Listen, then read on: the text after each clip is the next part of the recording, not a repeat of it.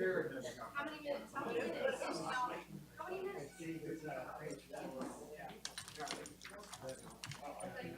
That has been a long time.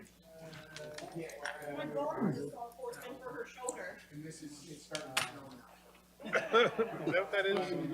I need to call Brian. Sick of it. Do you want me to? No, should I call Brian? Emergency alert. Oh, okay.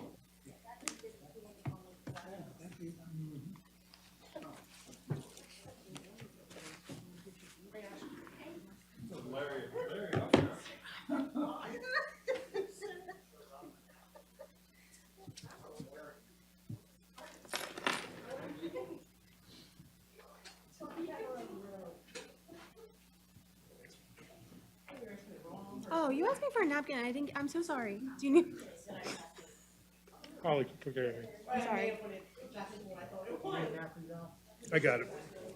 You need next one? No, but I am gonna run downstairs and get my keyboard.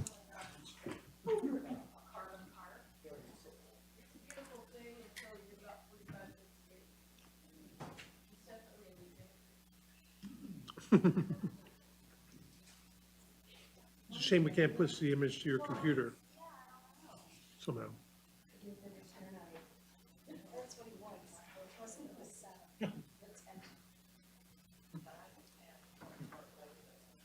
But I kind of like having the desk. Can't you read backwards here?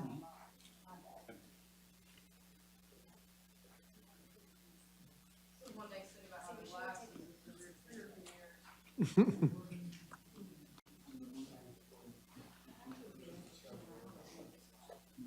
So I got that scheduled for CC. Okay. Yeah, Dick was asking me earlier. I told him, I said, I'm taking them this week. And that, you know, It's on my calendar now, though. you'll potentially do it. And again, there might be times where you can't do it, and it's okay. You know, Definitely will be. well, yeah, I figured as much, but I think it'd be good to have you introduce yourself to everybody.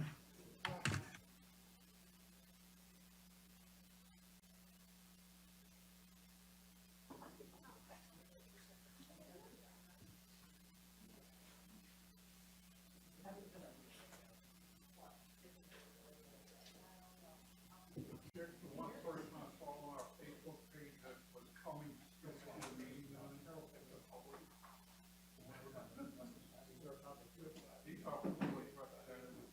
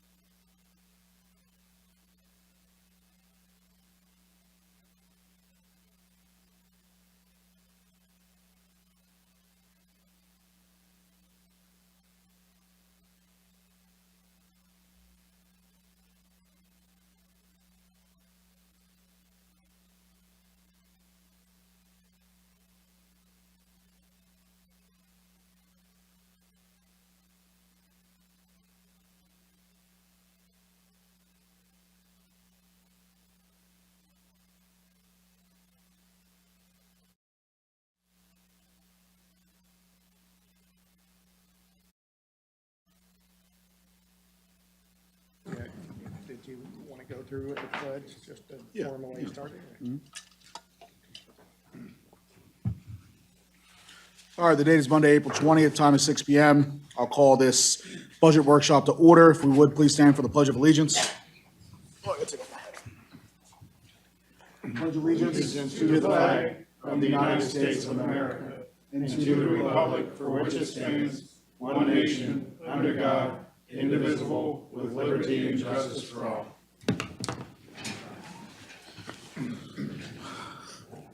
All right, at this time, I'll go ahead and pass it over to our mayor just to explain the process and what we're all doing here this evening. All right, so for the last couple, why are you laughing at that? This side of the table. Take two. No, the staff has been working on putting this budget together for the last few months. And we met with parties outside of town hall who have an interest in this as well. And between the town administrator, myself, and the staff, we have created this budget that is being presented in front of you. The way this is going to work is we'll go through, Katie will go page by page on the budget. If you don't have questions, she's going to move on. If you do have questions, then just stop at that point. Ask your questions, we'll get your answers, and then keep right on moving through.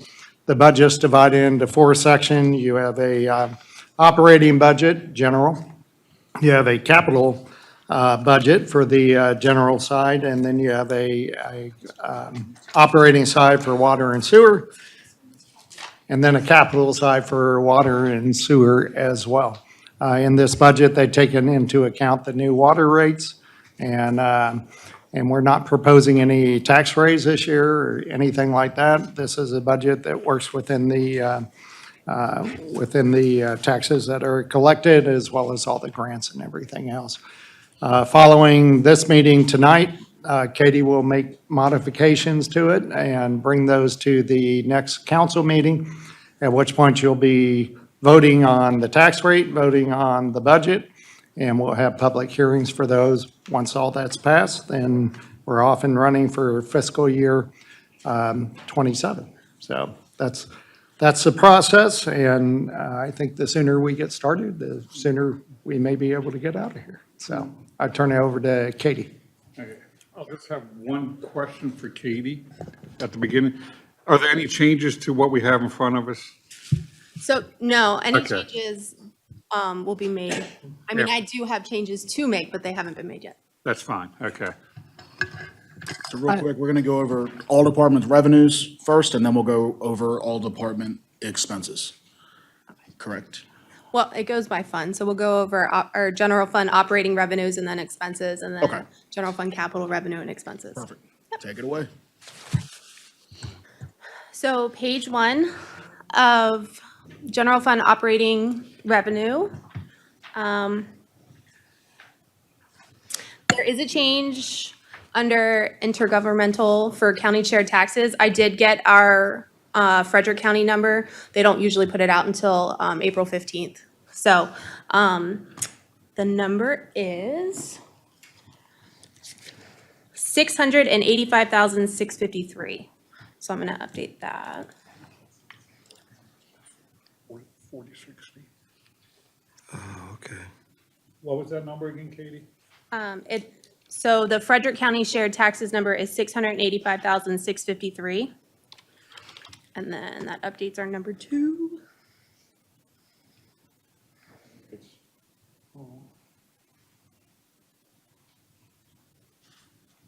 So is that, okay. So our new number is $978,024. So it's an additional $7,716. And $24, okay. I have a question. I guess it's the very first line at the top of the first page. It's the real and personal property taxes. So over in the right-hand column, it says Additional revenue generated due to the tax increase, 464,608. So that's the money that's going to pay for the police station, correct? Correct. Okay.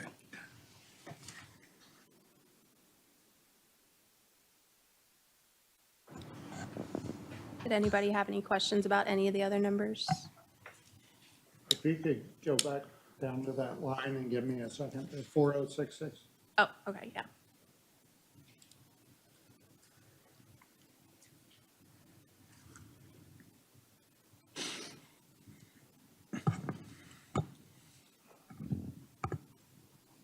Okay. And then we'll let Katie explain everything page by page, and then we'll hold our questions to the end. And then we'll move on once we don't have any questions for that page. And then page 2 is just a continuation of revenues, charges for services and miscellaneous. So I will note that there is a big jump in the community development revenue.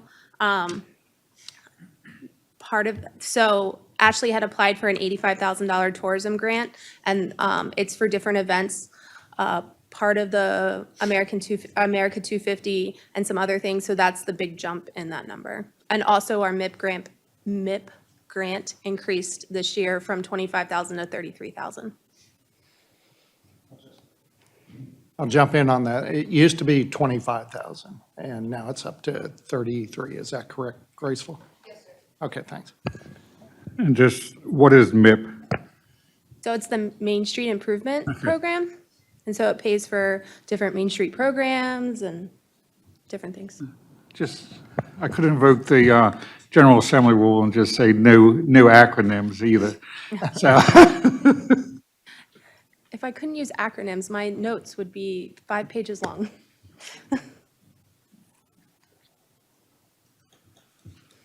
Any questions on page 2? All right. Quick question, yes, on page 2. So the $85,000 tourism grant, do we have to pay a matching, or is that, we get that chunk of money and we don't pay any matching? Yeah. No okay. match, thank you. Great job on getting the grant. Okay, so page 3 starts expenses. It starts off with general government expenses.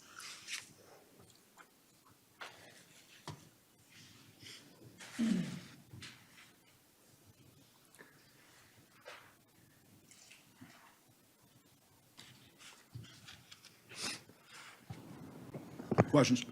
just a quick, just general summary question, I guess, for all expenses throughout the budget.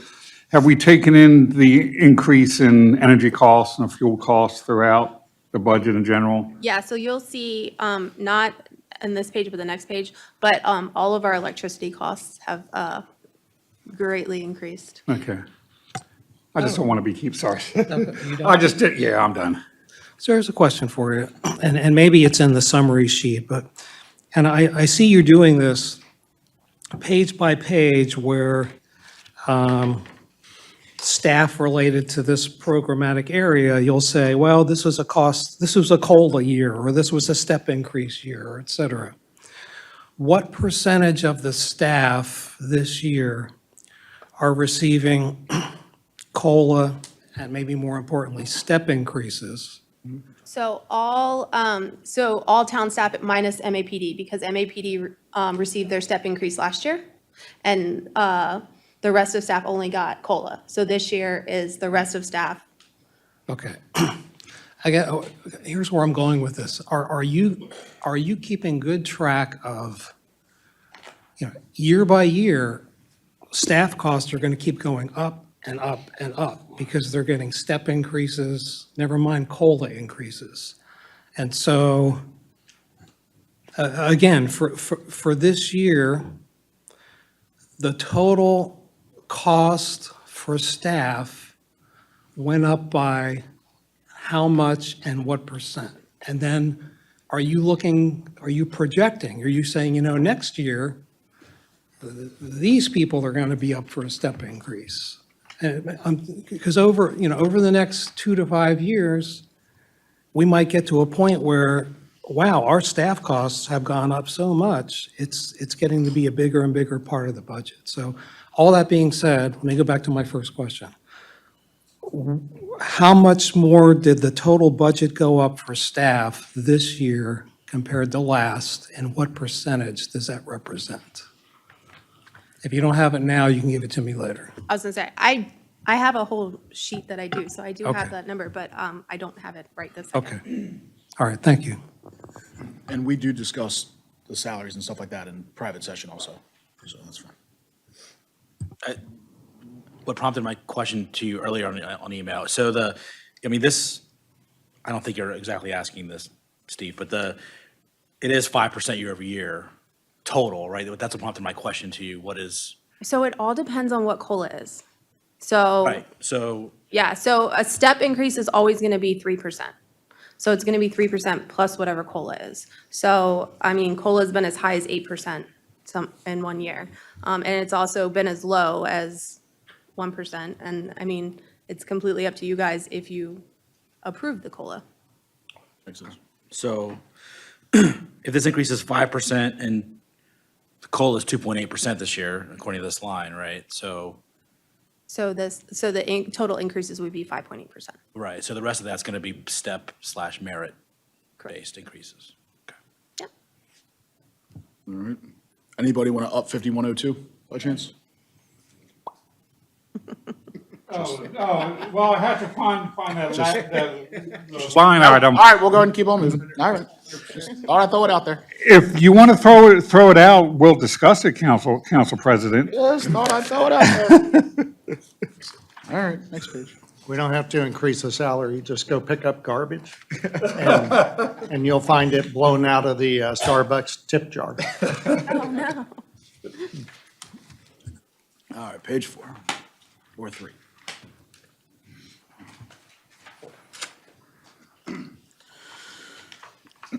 So Carl, on this page is where you'll see the increase for the electricity and utilities. Thank you, Katie. I just wanted, instead of asking every time I saw something, Yeah. I thought you would have, but just wanted to make sure. Thank you. Any questions? This is page 4, correct? Yes. So just a question, go down to train station expenses. 5305, and the first line, cleaning, when it says we added the 3% increase for cleaning contract. Is this happening just for the cleaning at the train station or for all of our public buildings, like for town hall? So our cleaning contract in general is increasing 3%. So for town hall, it's actually in the line item above under service contracts. Okay, I see it, yeah. Okay, so it's all going up 3%. All right, thank you. Oh, the next question. Okay. Bottom of the page, 5306, network systems.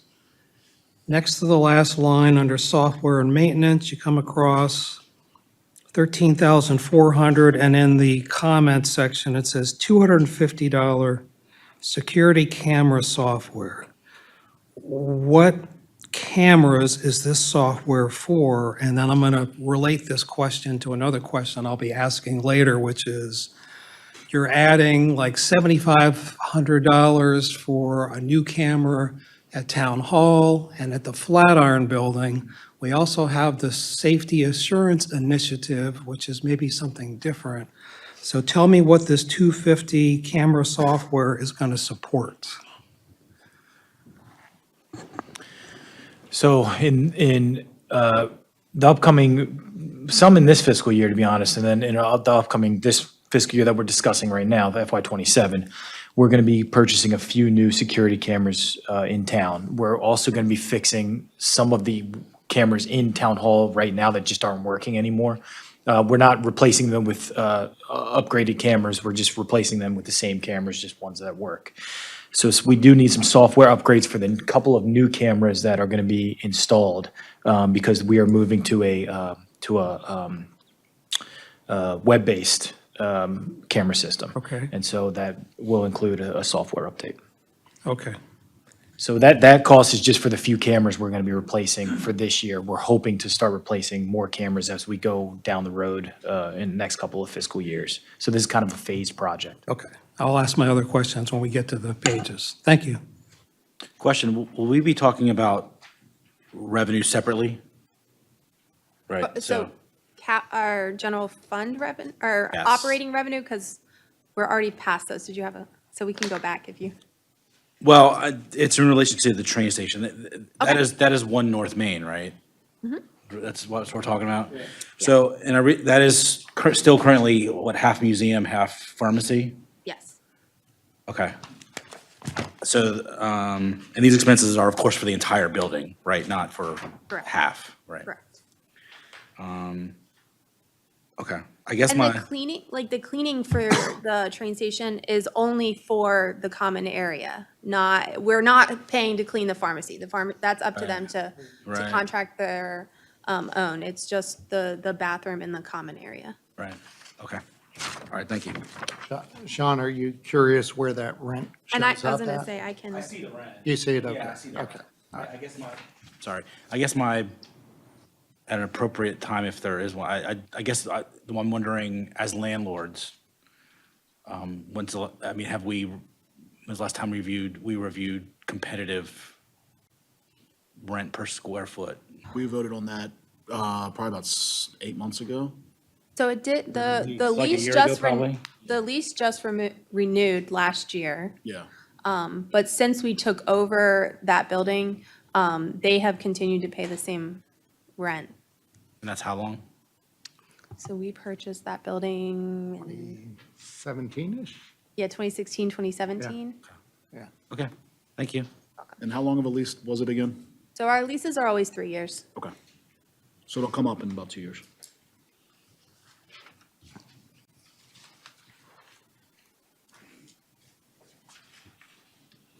We're on page 5 or 4 now? We're still on page 4. Any questions? I will move to 5.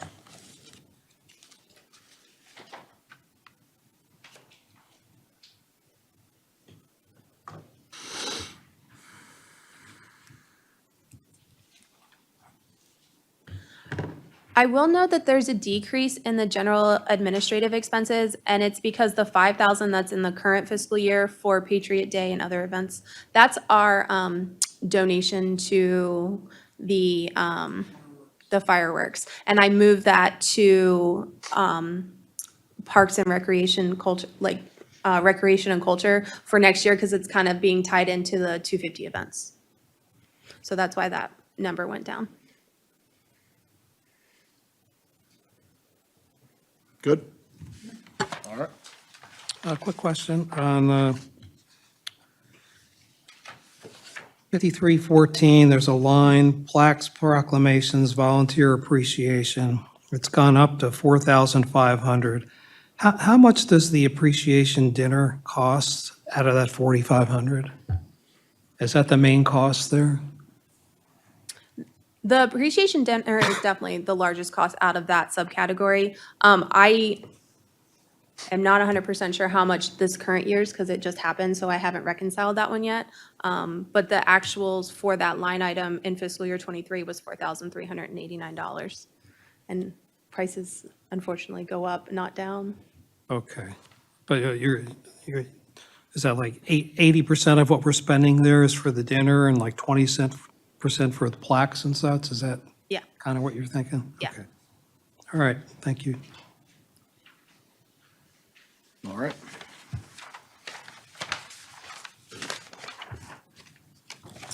So the next page is the police, or the public safety budget. I don't know if you guys want to move to the, go over to the big MAPD worksheet that kind of gives a better breakdown of each of these categories? Or did you have specific questions?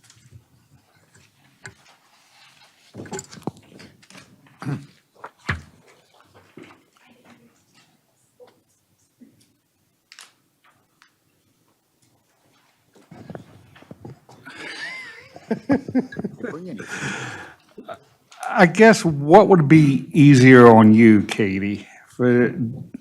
Switch to the budget, switch to the, what I would call the police sub-budget document here? I mean, that definitely has way more information than what our little like snapshot on our general fund operating budget. Let's go through this then, just to make sure. So page 1 of that budget is legal fees, which is not very much.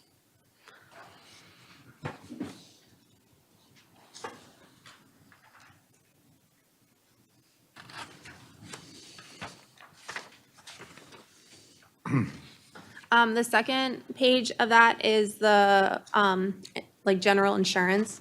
This number did increase, and it's based on our workers' compensation. It did, increase in the current fiscal year. So it's just kind of a best guesstimate.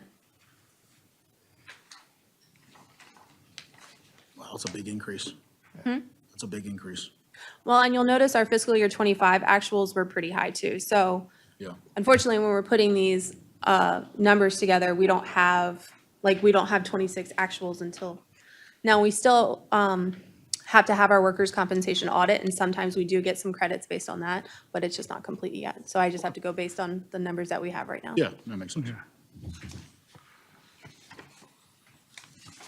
We'll go on to page 4. So electricity, a little bit of an increase. And again, all of these numbers, especially electricity, is kind of based on what we're paying right now. So, We'll go to page 5. okay. So rent, this is a big thing to note. So the rent for the police station right now will increase in fiscal year '27. Because we are now in that, in the part of our lease where we can renew for like 3 more years. So this is the first renewal.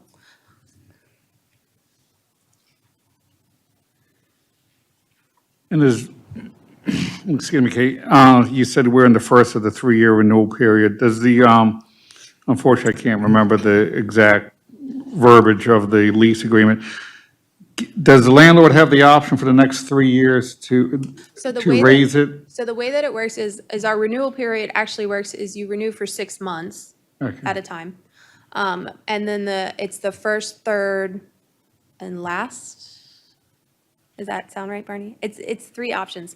I know it's the first 6-month renewal, I think the third 6-month renewal, and the last 6-month renewal that they okay. can do an increase not more than 5%. Okay, cool, thank you.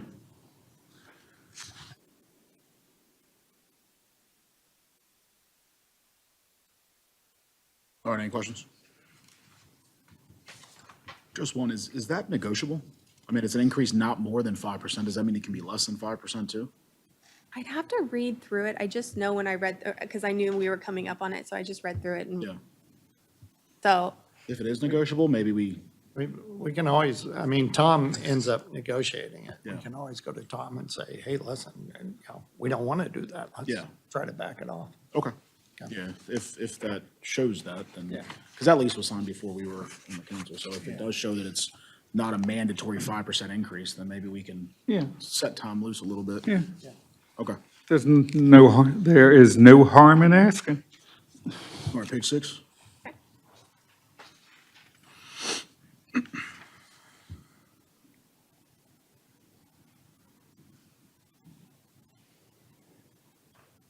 Any questions?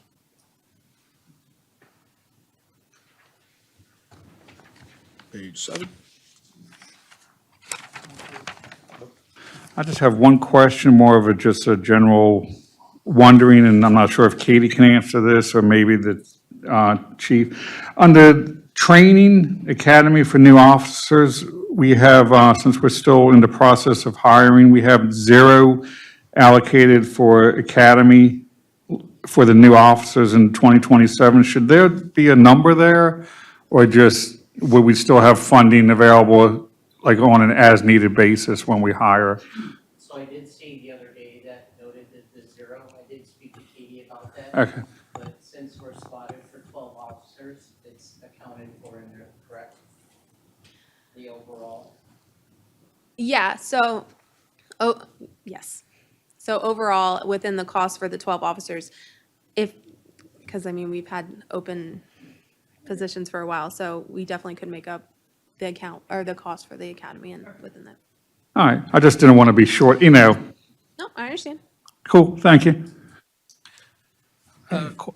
Question on the next two lines down from that. This is the new hire testing, pre-employment, and then the psychological evaluation.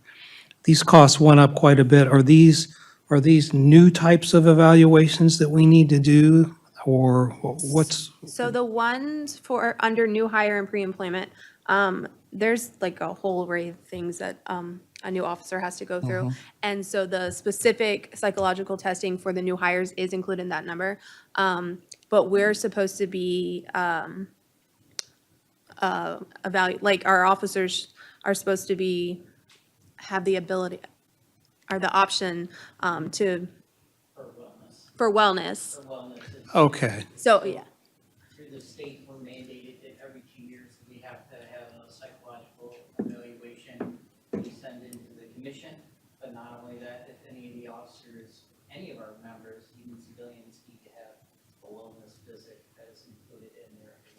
okay, that's helpful. I didn't know, when I saw psych evaluation, I thought it was tied to bringing on new officers, but this is wellness, And I right? can update this to say like psychological/wellness evaluations. Okay, And you said for the new hire testing and pre-employment, that psych evaluation is included in that number. Yeah, and that's, well, it's 4,800, but it's Yep. 1,600 per, we have 3 open positions, so Okay. that's why it's so high. But in that 1,600, that includes the new hire, because they have to go through something different than our current officers. And then the 6,000 for existing. Correct. Okay, makes sense. Katie, I'm sorry, back to the Academy for new officers. So are you saying that that is built into the wages line, or? So we've had a few open positions for a while. So a lot of times, the academy only runs in September. Certain times out of the year, depends on, because again, we're so So- small, so we can either use Frederick or Carroll County, or we can use the commission, and then we can outsource it again, one of the community colleges as well when they run their academy. So it really just depends on where we are in the process, if there's academies running. So currently, there was one in March, and then if anything, we end up waiting till full-time. So usually they run only one class through each agency a year. Very rare is there two. So I guess I'm just gonna ask the question, shouldn't that number reflect our recruitment goal for the year? I mean, if we're, Not to interrupt, but I feel like this is for new, we've done pretty well at recruiting lateral officers that wouldn't have to go Yeah, through we've this had much training. better luck recruiting laterals than academies, or brand-new officers that need to go through the academy. We've only had one I feel like as our person. goal usually is to recruit. Well, if we can get a lateral, that's good, but laterals come in at a higher opening cost. But Chief, it may help if you, an academy costs, what, about 2,000? Is that? $4,000. That's just for the academy, and then you Okay. got all the other equipment for expenses. Yeah. So, and that can depend on ammunition is a different expense, along with uniforms. Different academies, and we found out through the commission, require certain things. So each one has different parts of equipment that they require. The academy does not offer certain things. We'll just say, like, their uniform. Certain uniforms are supplied, but then again, through the commission, maybe we had to get a polo shirt and they had to put their patch on it. So it's a little, each one is different. It really just depends. Okay. Same thing with firearms. They shoot a lot of ammo there, so that would deplete our resource there. So we could end up upping that. But if we find someone new, if we find a younger person that needs to go through the academy, then it would cost about $4,000 to register. But if we get a lateral or anybody, we still got to supply them with the weapons, the uniforms, all the other stuff, so. Correct. Off the top of your head, if you even know, when's the last time we sent a new hire through the academy? Officer Gephardt. In 2020. 2020. So we're 6 years removed from that, and we've had $4,000 sitting in there. I mean, I think it's probably safe to. I just wanna scrub that, it sounds like both of you are, let's not budget it. So, all right. If a person came who needed to go through the academy, then we'd figure it out, how to get them there, so. Any more questions on 7?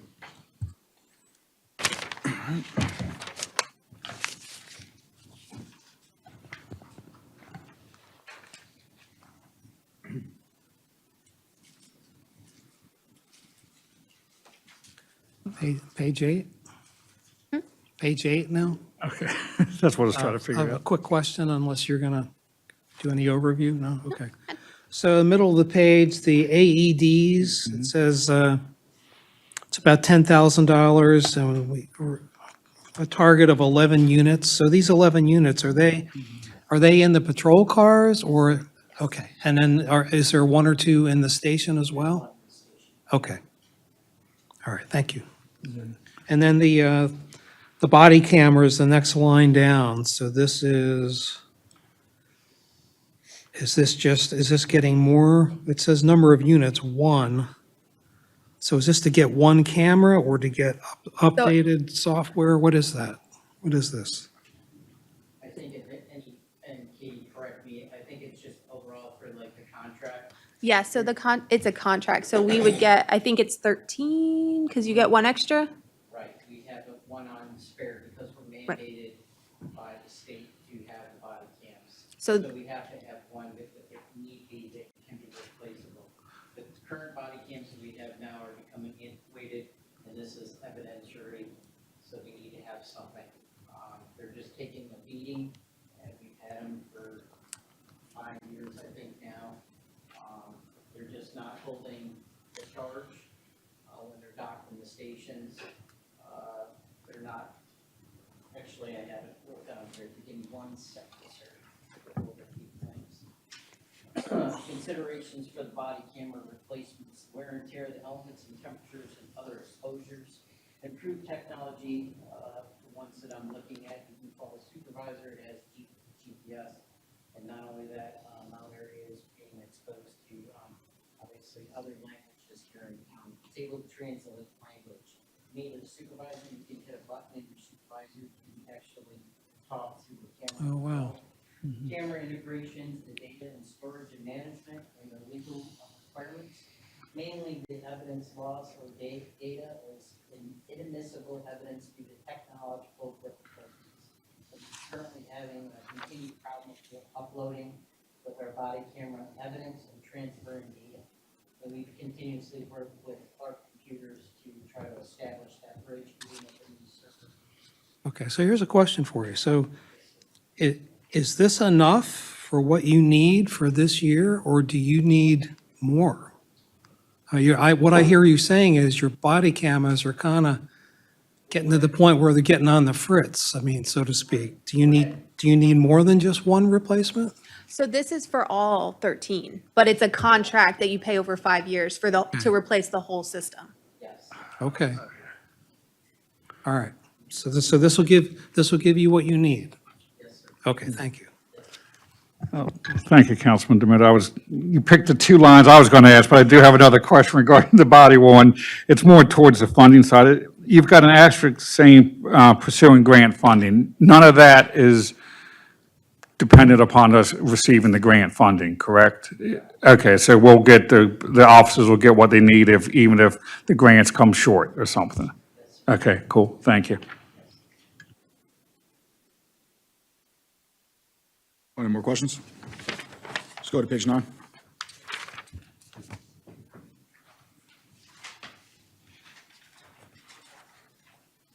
Just office supplies, any questions on that?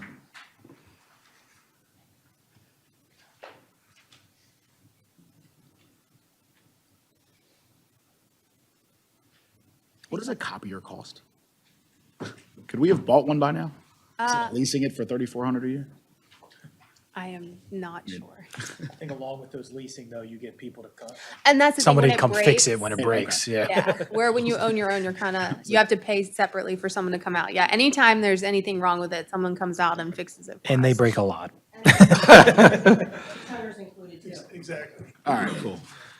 So you're It's more than saying, just renting a machine. Okay. Right. Yeah. I mean, it's $3,400, but I was like, Over the course of 5 years, we could have just owned it. All right, next page.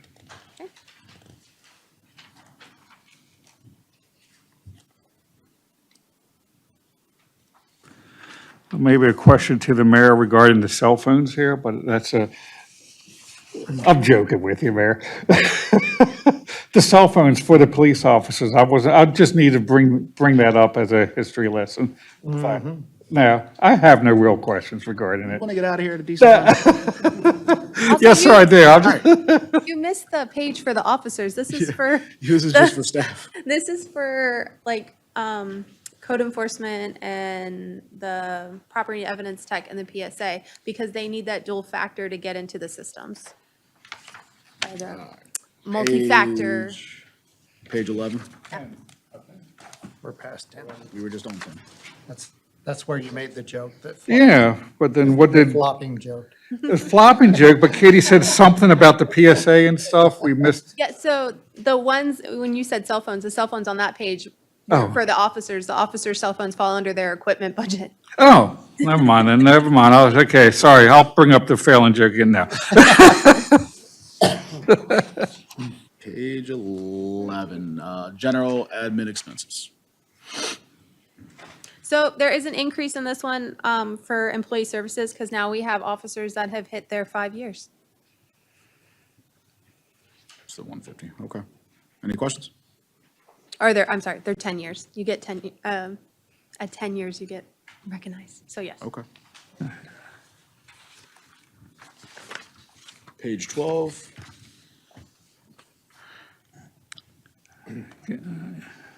I had a question regarding gas and oil, but that's been answered. I mean, it is equal to the same as last year. Is that enough since prices? So I did look at what we're spending, and it's still pretty comparable. I mean, I guess our officers are just, I know gas prices have fluctuated, but we also get because they use fleet cards, we get a little bit of a break. Okay. All right, I'm just, All right. Go to page 13.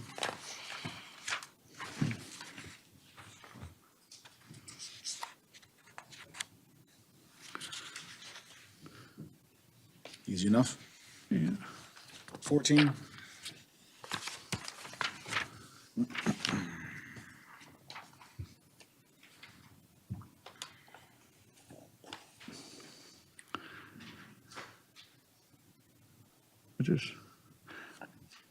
Let's see, my last joke failed, but I won't, I just find it interesting that the K9 tracker software is nicknamed Cat. You're going to have to hit a buzzer to speak from now on. I will admit that was better. Okay. The bar wasn't that high. Page 15.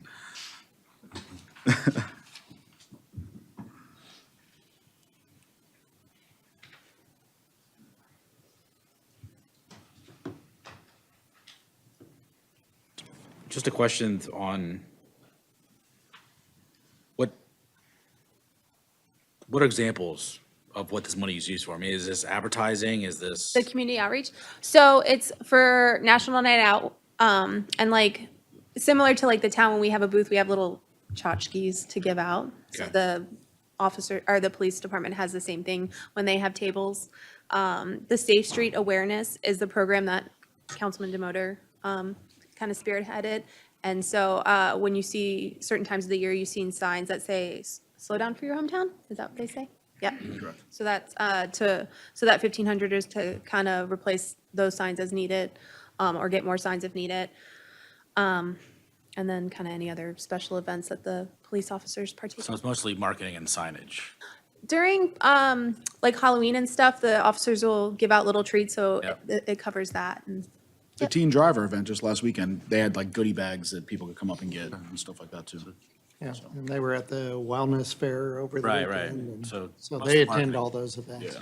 So. Got it. All right, page 16. there's Oh, no bikes. expenses on that. Page 17.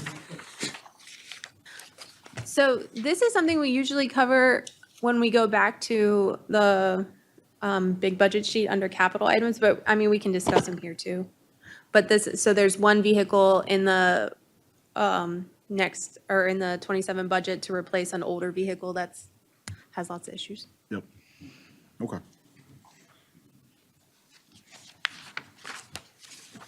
If we have any questions, we'll discuss that in the capital. Yep, I was gonna say, the rest of this, is very detailed in the capital budget too, so we can either discuss it now or we can discuss it when we get to it in the capital side. You guys want to go back to the big sheet? Yeah. I'm fine. Okay.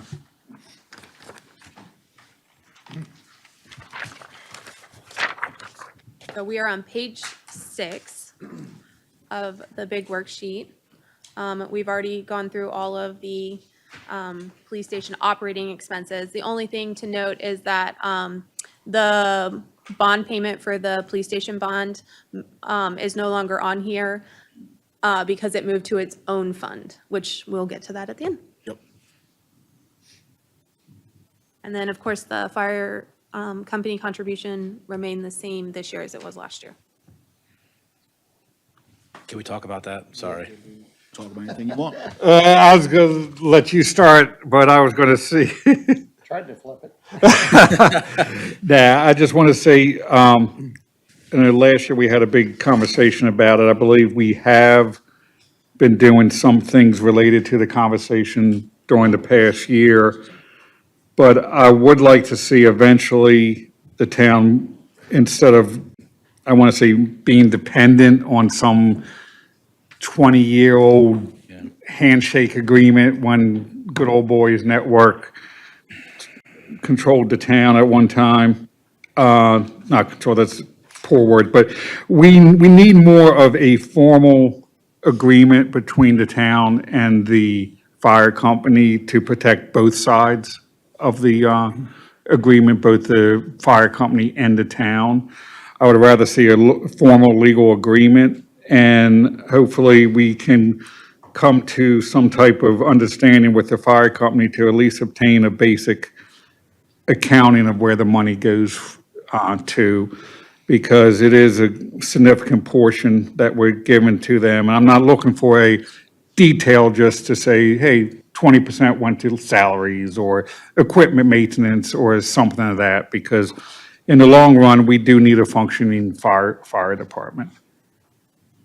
Yeah, no, I was going to say, I know the mayor and Council President Washabah and probably some staff have been working on this. So clearly, we're heading towards not being pegged at 10%. So that's a step in the right direction, right? And I guess I still think there's that open question of why so much compared to others, in the vicinity. So it's a step in the right direction. I think that still needs to be answered, because frankly, and I was actually I wasn't here yet. I was in the back of the hall listening, but the most tangible reason given was the vicinity to I-70. And that's of course not a town road. So I really want that explored. Is that really the reason why why this town is contributing so much to the fire company? And if so, then there's got to be other avenues explored, right? Because again, obviously it's not a town road, so. So we did, you want me to give a brief summary? Yeah, you go ahead. I'll We fill did, in. you can when- fill in any gaps. Yeah. I'm sure there'll be some. The mayor and I did reach out to their representation, and we had 2 meetings. The first one, because at the beginning of it, what was asked was, where's this money going? If we're gonna vote on it, the council needs to be able to explain to the town where it's going and why it's going there and why it's so much. The first meeting, I'll be very honest, they gave a very generic version of their books. The mayor and I pushed harder to get a detailed section of exactly where and what your contributions are from the county, from the state, then from us, and where all of that money is going. So we did get a pretty good list here that I can pass around, just so you guys can take a look before we do actually vote on the budget. But, we didn't want to make it a fire department versus the town thing, which it almost turned into last year. What we were seeking was information, we were seeking transparency, and we were seeking clarity. The days of us just writing you a blank check of 10% are over. And that's, what our first goal was. That expectation should not be there. It's not contractual, and it's not necessary. So this year, as you will see, it is not 10% of our tax base, which I think is a step in the right direction without pulling the rug out from under them, right? Which I kind of felt like we were kind of teetering on last year. But we do have more of an idea of what their actual expenses are, what they're getting from the state and also from the county, and we can discuss, all of that. So the information is still not completely as much as I want, but we'll have it all before we vote, and I think that the council should be aware of every bit of it before we do vote. So, Mayor, I'll let you. Yeah, I'll just throw in some details. We met with them on November 6th, the first time. And that's where they gave us kind of a general discussion. And then we met with them on March 26th, at which point they gave us a revenue and expenses sheet that I marked up over here. And then we asked them to renew that sheet, which they did last week, and gave us a new sheet. And it shows that from the county, they're getting $405,000, okay? From the town, they'll get $243,000. We asked them to break down like where that money specifically went to. And in general, they kind of came through. We know that roughly $156,000 of that is going toward loan payments to pay off equipment. So we kind of know where that's money is going. And then we have a breakdown of all their expenses, similar to the police budget, things that they have to pay for all the way through there. And of course, they have a capital budget too that is extremely high, just like we do, and they look for sources to go out there and fund all of that. So, they're always looking for money too. They're never gonna have enough, and, that seems to be government's way. But having said that, I think we made a good breakthrough this year, and I know, as the mayor, I'll just say, they're happy with $243,000.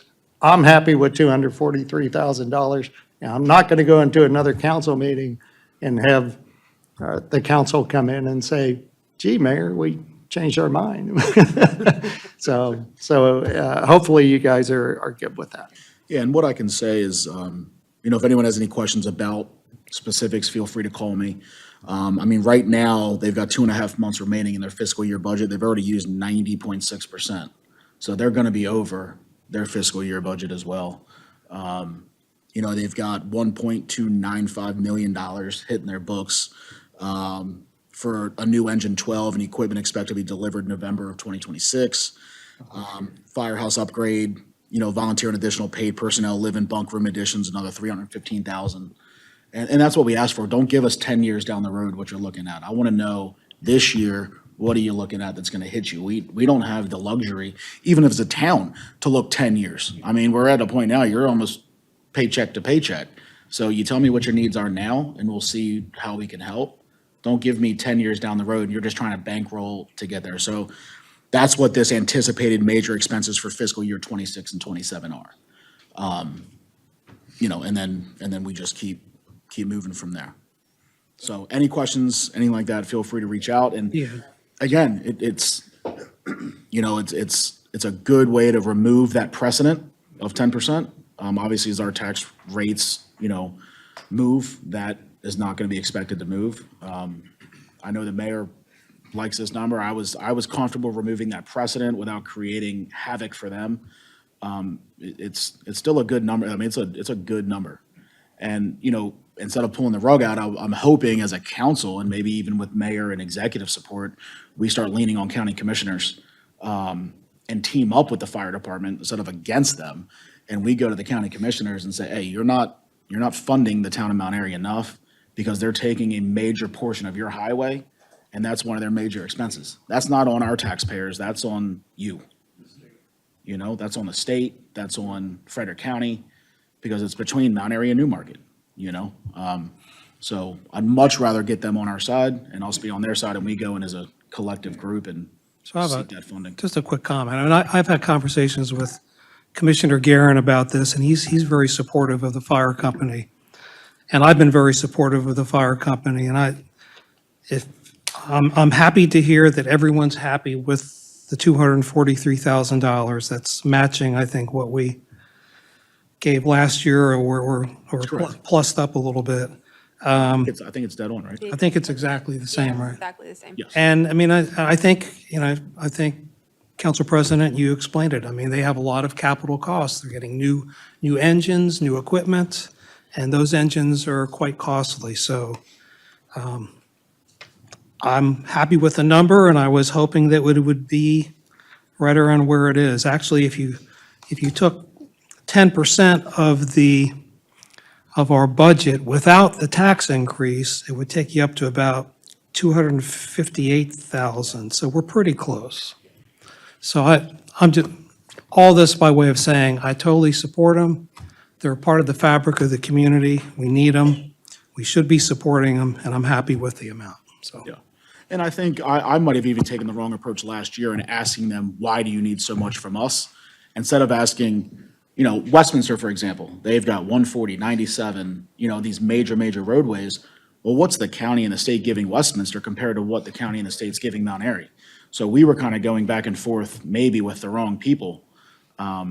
Maybe we need to go to the state and say, hey, you got a major issue on 70 on a weekly basis. That's what it feels like. And that's not up and to our 70 being a taxpayers to federal cover. highway. you know? Federal highway too. Correct. Yeah. So, I think maybe we kind of change who we're questioning and we kind of team up Yeah. and get them funding from there to remove it off of our taxpayers. Change the narrative. Yeah. So, yeah, as I said earlier, just to make sure that we can start working towards like a legal framework more so than this back and forth. Yeah. All right, any more questions, concerns? And Sean, thank you for bringing that up.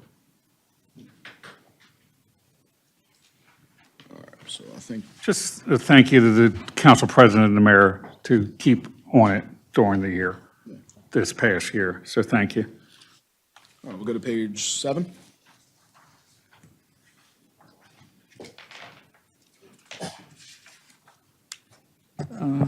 Just a quick question for Katie or maybe Barney. Are we up for the renewal for the trash contract yet? Or are we still in it, the current one? Still in the current. Okay. And they've been happy with it? Yes. Okay. Thank you. Down at 5704 street lighting, does that include any of the additions I've been hearing about on Main Street? Lighting, or has the staircase already been lit? I don't know. Are you talking about the new lights at the roundabout? No, I'm talking here on Main Street. So You're talking on Main Street. yeah. Is, Graceful, is that the one that Mamza did going, you're talking by the upper deck? Mamsa did the portion on the building that includes the thrift store, the barber shop, and a couple other small businesses and residential above that Ted York owns. Mm-hmm. And then across the street, Conchetta's, and then the other buildings and suites Yeah. that are held under the LLC. Is that what you're talking about, Sean? Mamsa funded that bit. As for the portion of the stairwell, correct me if I'm wrong, but that's 50-50 between Yeah. Mamsa and the town. Is that in here, or has that already happened? That's already done and through. It's already in there. Okay, thank you. Yeah, and the street lighting, it's actually just the street lights. That's what that number is. Existing Yeah, the street lights all throughout town. maintenance. Yeah. Well, it's more it's the electricity cost, and we do, and we have a contract or an agreement with Potomac Edison where they come out, like if a street light is out or something's broken or down, then Potomac Edison comes out and fixes it. But we essentially pay for the cost of the repair. And did you say that the electric bill is also on that line? It's not in the like town electric bill or anything? Yeah, so the street light, that is for, It's all inclusive. yeah, that's for the street lights, for maintenance, electricity, everything. Thank you.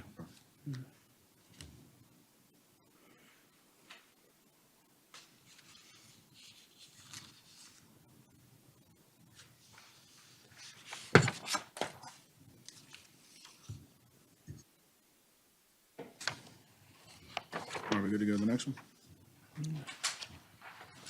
Page 8.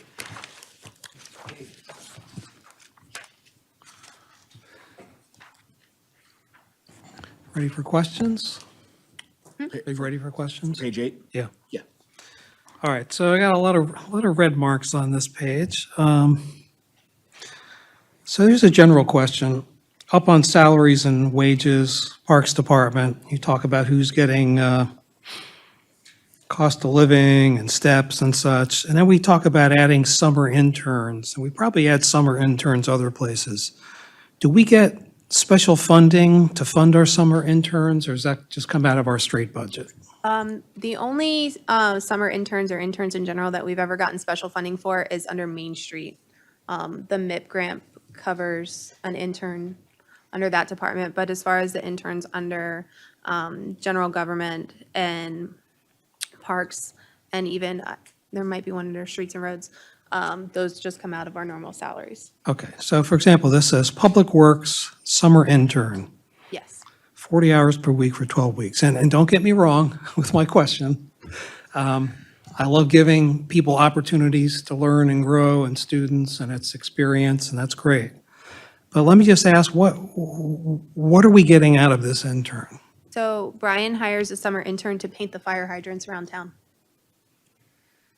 Okay. And how much are we paying our interns? They make minimum wage. Okay. All right. Another question, moving down to line 5305, park enhancements. Mulch for playground, this looks like a new line. Yes. $20,000. What, how much mulch are we buying for that? And is that a want or a need? So Barney can answer that. Definitely a need. And playground mulch is a lot more expensive than going to get bulk mulch for your landscaping. So I don't know what 20,000, Brian might have a better feel for what 20,000, or Nancy might have a good feel for what 20,000 will get you. But we have a couple playgrounds that really have no mulch at all. It's been needing it, and so. Okay. Maybe, oh, sorry. Is it some of the rubberized stuff, or it's just a different kind of mulch? It's just different kind of mulch. Okay. Meant for playgrounds. All right, The regular chip mulch. okay. I have more, but I can wait if you're at the same place.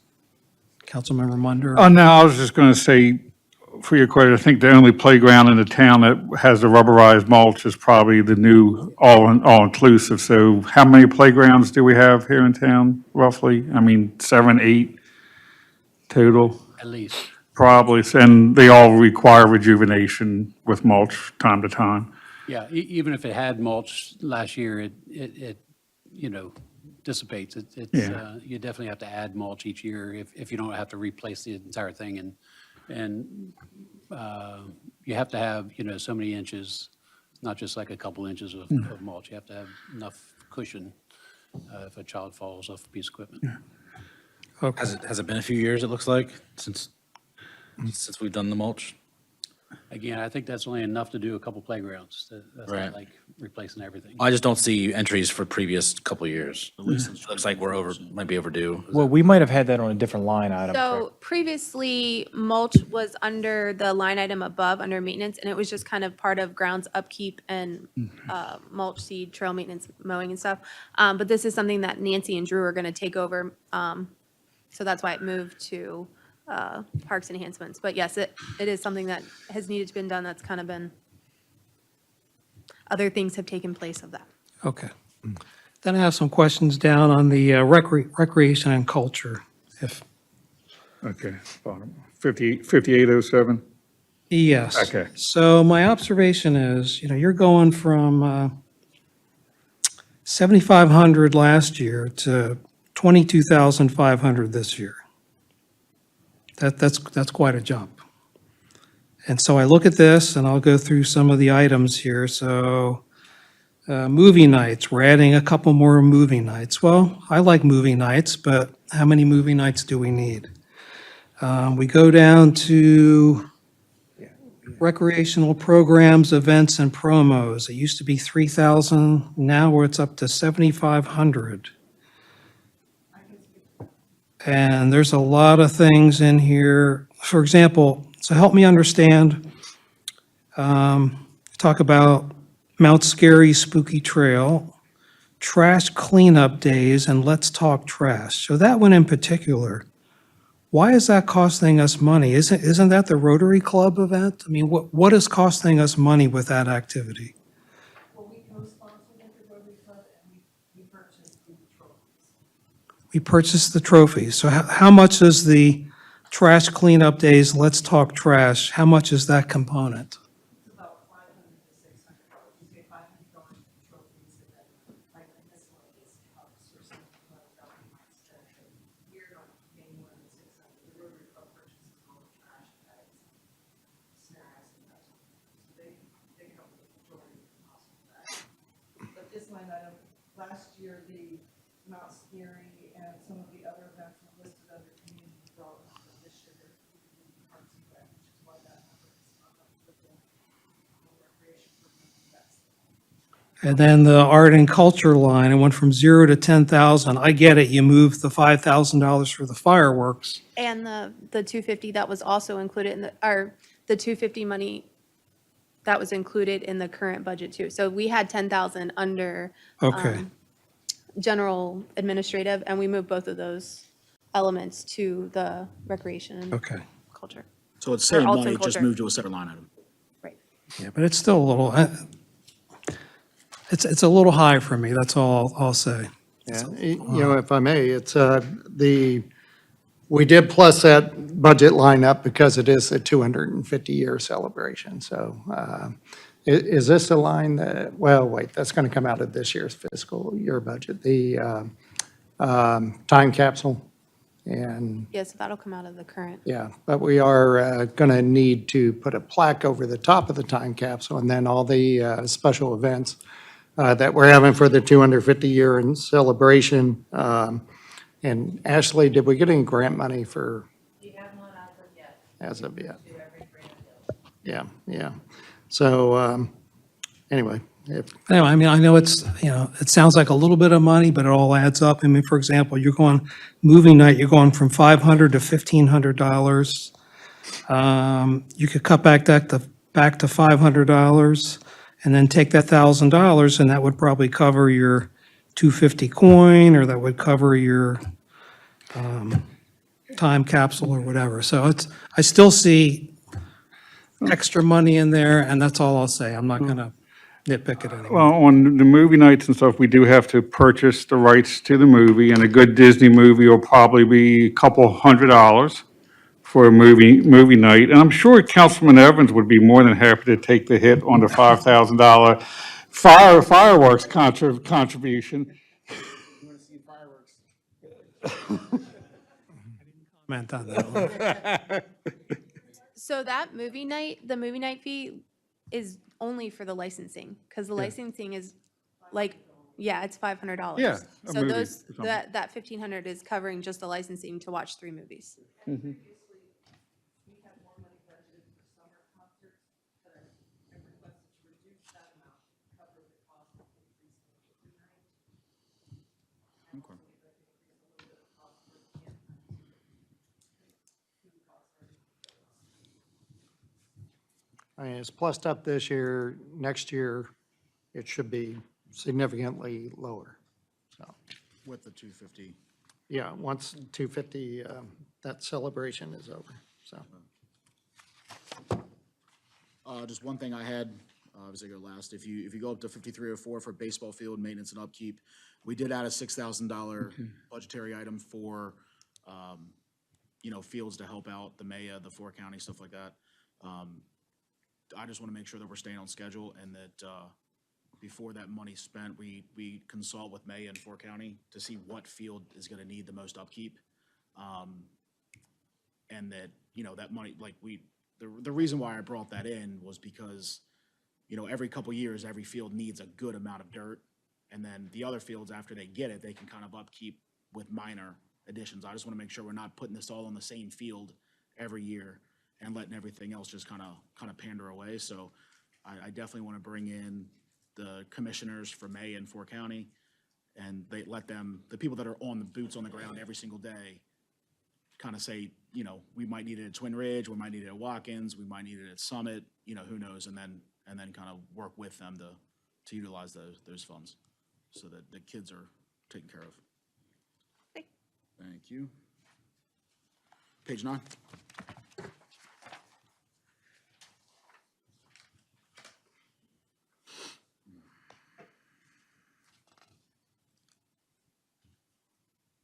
Ready for questions? Question. Go down to 5314, general administrative expenses. It's about halfway down. There's a line that says community outreach needs assessment. That looks like a new line item, $1,200. What is this? So that's not a new line item. That's where your survey came out of back in 2020. Okay, so that's for the, but what are we doing in the next fiscal year that we need $1,200? We're not doing another survey yet, townwide survey.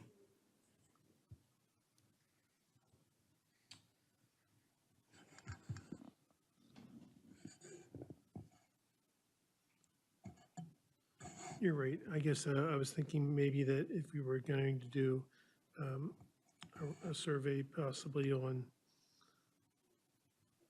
I'm not sure, so it can be striked. Yeah, I think you, Must have missed that.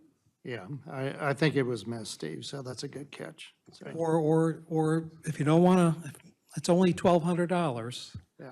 But if you want to park it under consulting fees, because I'm a big believer that we should be getting a little bit more diversity of thought and technical assistance within our competencies. And we almost got some consulting support, I guess, for one of the developments, but we never moved ahead on it. So you can either take it out, or you can put it somewhere else here, or you can put it towards something else in the budget, whatever everybody wants to do with it. I'm okay with you putting it down in the consulting fees line, because we took out the 10,000 from that. Yeah, you did. So, so why don't we put it down there and take it away from 5314? Okay. And then, I'll keep going unless anybody else. The next line is mileage and travel, and it's fine, it's 975, but it's a big jump up. I wondered what prompted almost a doubling of that number. So John will be going to the APA conference, which he has, I think they moved to every other year. So that wasn't offered this year, so he'll be going next year. So it's just more conferences that he's going to next year than this year. Okay. So it's more in line with what it was 2 years ago, that 816. Okay, and then go down to the line signage, and we have $1,000 there. Is this for like posting rezoning signage and such like that? Correct. Okay, Yeah, anytime we have to post any sort of public notices for anything related to planning and zoning, it comes out of this signage. okay. Real quick comment. I would encourage you to just look at your signage and maybe think about improving your signage, because I see signs around in Frederick County, and they have these nice red, has a big red stripe on it, and it says rezoning on it. I mean, it's very clear what the sign means and why. So it's just the side comment is, let's think about how we can make our signage more effective so people understand what might be happening to properties. Next comment, tools, supplies, planning and zoning. Oh, no. Plotter for planning and zoning, $593 a month plus extra.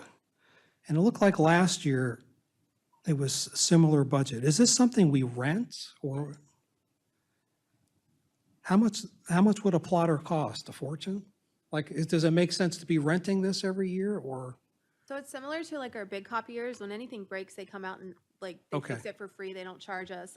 Some things are included, but like, I think specialty, like inks and papers are not included, but like our normal everyday paper or something. No, I think, again, the toner and plotter ink and papers are all included. If you buy any kind of special paper for, like, we can print banners in-house now if necessary for events. Instead Okay. of going out to do that, so we have those supplies. And again, it's just like the copiers for the police. Okay. It's Yeah. something we use, and for town hall and for engineering uses it as well. It's not Gotcha. just our department. Okay, then down to line 5416, advertising. That's $4,000. That seems a little high. I mean, I understand last year was a master plan year and such. So what does this get us? What's the 4,000 for?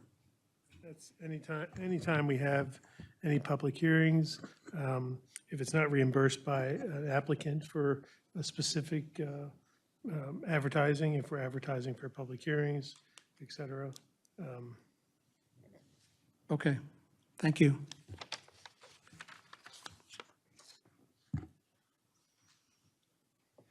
One quick question, just for my knowledge, traffic studies.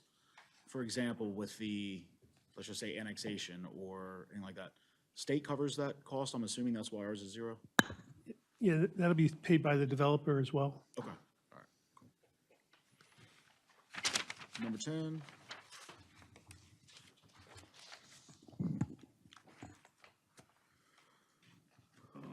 I think I do have some questions, but let me just, I think it was just more notes on me. Just maybe a quick question on line item 5210 under events. We mentioned that we've applied for an $85,000 tourism grant. We'll only spend it if the $85,000 grant is received. Do we know where we stand in that? I checked status as of last week, have not heard. Okay. Thank you, Ashley. Other one is moved.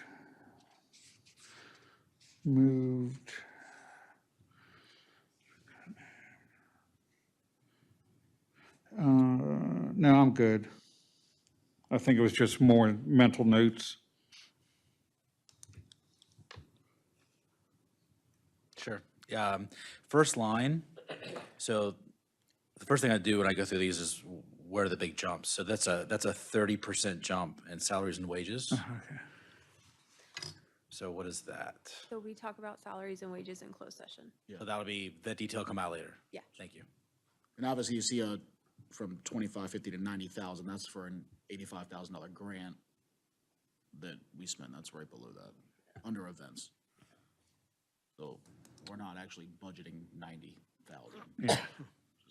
Yeah, it's grant, but No, I was on a different line. Yeah, oh, no, I know, but I was just, that was the other big jump that I saw. Yeah, right. yeah. I have a couple more questions. Sure. So go down to 5212, about the middle of the page, downtown streetscape improvements, enhancements. We're going from 2,000 up to 7,000. And it says trash cans, planters, hardscape, rain gardens. I mean, what, is this a want or a need? What do we really need here versus want? What's happening here? I can answer that. So that is by and far the maintenance of Main Street. We have a lot of items here that are just hitting the end of their lifetime. As I'm sure you've been involved in the beautification projects, most of which have been suggested to me by council and other staff. Is there any holes that I can answer for you? Well, it's a big jump. I was just wondering, what is contributing to the largest, what's the largest project that's attributable to the jump to $7,000? Are we adding all new planters? It says rain gardens, Hey, Carl, let her answer. We have all of the above? I see wayfinding up there. wayfinding signage is one of the projects that we're working on this year. We have a lot of foot traffic that comes into the downtown area that we don't see progress into any particular economic value. And we're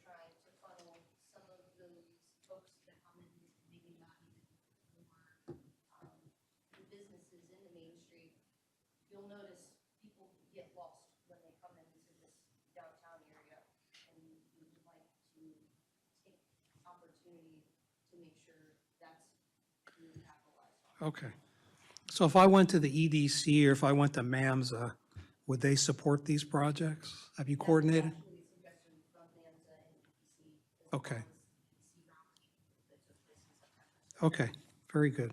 It's an overall beautification kind of upgrade that we're trying to do to our Main Street area. Yeah. Okay. If you were, Sorry? if you were to compare How much? Mount Airy Main Street to a lot of our. Oh, is it the neighbors, MIP grant? We are not meeting the standards of our peers at the current point in time. Okay, If you would like examples of that offline, I'm more than happy to provide them. all right. Well, thank you. And Ashley just reminded me, I did forget, the MIP grant does cover this type of, It's broken into, it's 33,000, that entire section is 41. So beautification is fully covered by grant as well as some event and advertising. Okay, I have a requirement to pay some of that forward into that particular. okay. line. Thank you. I'm ready to go to my next question, which is the Downtown Safety Assurance Initiative. I'm a little disappointed. I see last year, and I remember sitting at this table a year ago, and we got $3,000 in as seed money. Was anything ever done? It doesn't look like anything's ever been done, and now we're bumping it up to 4,500. And my question is, it says cameras for downtown. So let's help me understand what we're doing here, because on the next pages, you got $7,500 for a camera outside Town Hall. You're proposing $7,500 for a camera at the Flatiron Building. And now we have the Safety Assurance Initiative, and I thought this was going to be, maybe this is to provide funding to help businesses purchase cameras or whatever. And I thought one of the objectives last year, we said, we want the town to do some sort of a study because we want to make sure all the cameras will work together off the same software.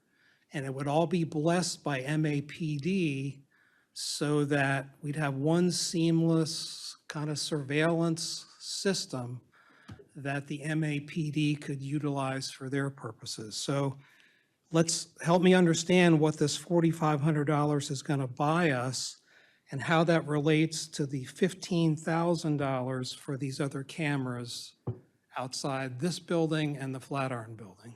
Have people thought about how all this works? Yeah, I'm gonna jump in first. Okay, Appreciate you asking the question, but I would tell you your disappointment is unwarranted because Jared's been working on this and the chief has been involved and we've had a consultant company involved. I'll let Jared give you all the details. okay, But we've been working toward putting the cameras up and getting everything done. So your disappointment is not warranted. okay.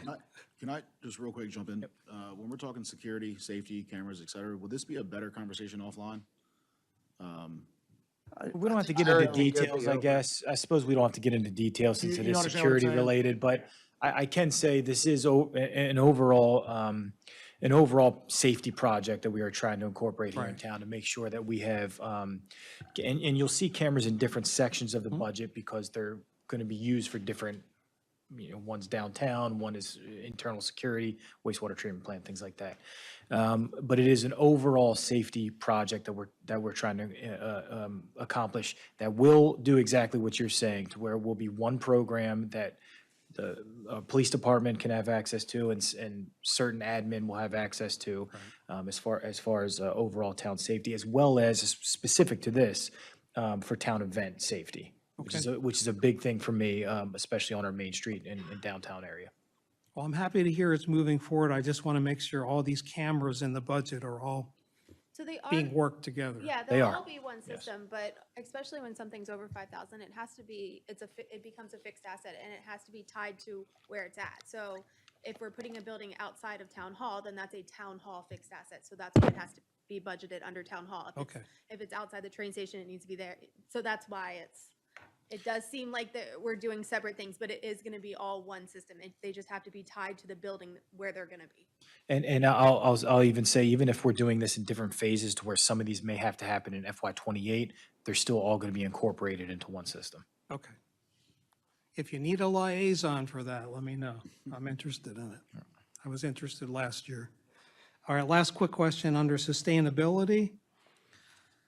That's a big bump up. And a big purchase there is almost $48.80 for a compost program. So help me understand, what is this compost program? So Drew wants to start a compost program at the community garden. Okay, And I did have, I apologize, I don't, So Ashley, are we pursuing a grant for that as well? I feel like we are. Not for the compost. Okay. he did send me his plan and I apologize, I thought I printed it out, but I don't have it at my fingertips. that's okay. But he did, I mean, he did do a nice plan on what he plans on doing. Okay. And so, Council President, we're going to talk about salaries and staffing and stuff at a different session? That's actually, Closed session. it's tonight, but it's Okay. Yeah, closed. yeah. Yeah, it's closed Okay. session. Very good.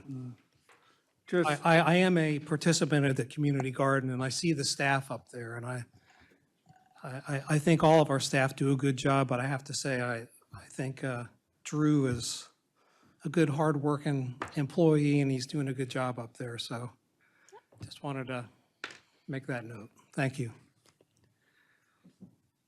All right, we good on 10? Page 11.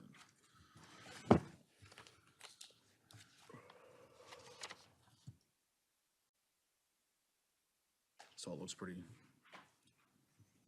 Any questions yeah, it just seems to be more summary and, from everything moving over? yeah, general expenses.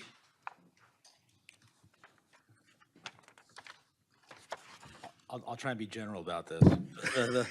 The health insurance line, it's almost a 16% increase. Is that tied directly to the wage increase on the No, previous, or are we enhancing healthcare coverage, or? no, it's our normal healthcare coverage that we've had for many, many years. Unfortunately, Care First is just raising their prices. We didn't do anything extra. Okay, that's Yeah. No changes. not surprising, just, Yeah. that's a jump, so. Yes, it was quite a shock when we had our annual meeting. And we do shop that through a broker, so like, yeah. That was my next question. Every year. Yeah. I shouldn't have assumed, but I assumed, yeah. All right, so this kind of stops. Expenditures moved up. So something new this year, well, in the current year, because of the budget amendment that we just passed. But you'll see the transfer to the police station capital project fund. Yep. So as you can see, that's the full amount of the Tax increase. tax increase from the 3%. Yeah, the 3%. And then we actually have a little bit of a positive, so I can update our transfer to capital. I think I do have a question regarding some operating expenses or educational, but I think might be under the water and sewer. So if it comes back to, if I remember to bring it up at that time, Okay. I will. Are we ready to move to the capital? You take like a 2-minute break. Yeah, so before we get, so page 12 is just a summary sheet of everything then? Okay. Let's take like a 3-minute break, stretch our legs, and then we'll come back to page 1 on the Capitol. Load up on pizza.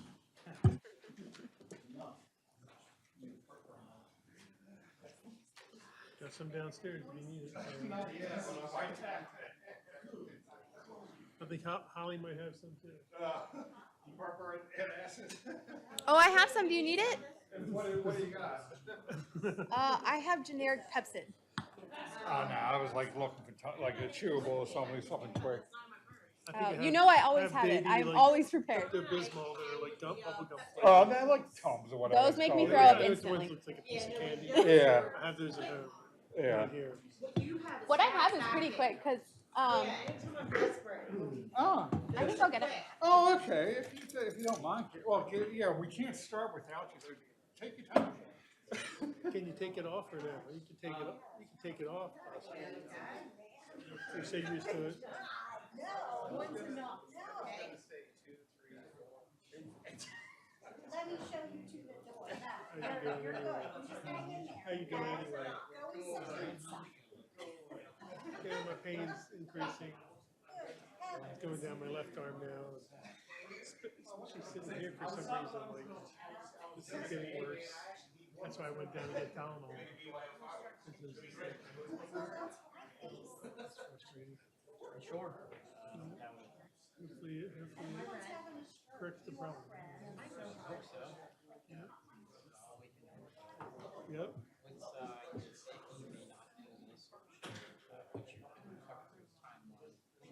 Hopefully it's only 5 weeks. You know, my target time to get back here is 3 years. It's an overnight, one night overnight. It's like 23 hours with the doctor. So they, I think that means, probably means I'm getting surgery around noonish or something. And I'll be in, can't eat anything after midnight, right? So basically I'll be starving all the time. So, I mean, hopefully it's an early surgery, but I'm not thinking that's the way it's gonna go. I think it's probably gonna be days or whatever. Are you working your thyroid? Yeah, the government did. How's everything else going with you? It's super The chill. baby and stuff, how's that going? Yeah, 7 months. Well, actually.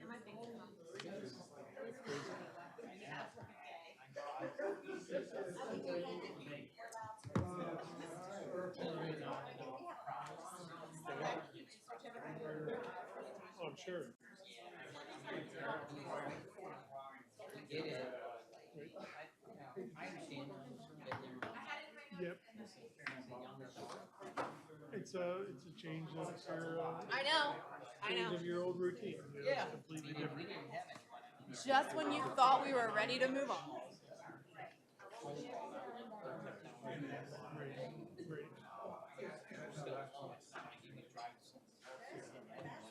Were they all in Connecticut or New Hampshire, New York?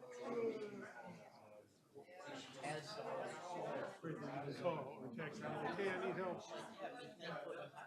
Right. Did you do, how many kids did you have? 6, right, right, so you put your time in. She'll get there, she'll figure it out. Yeah.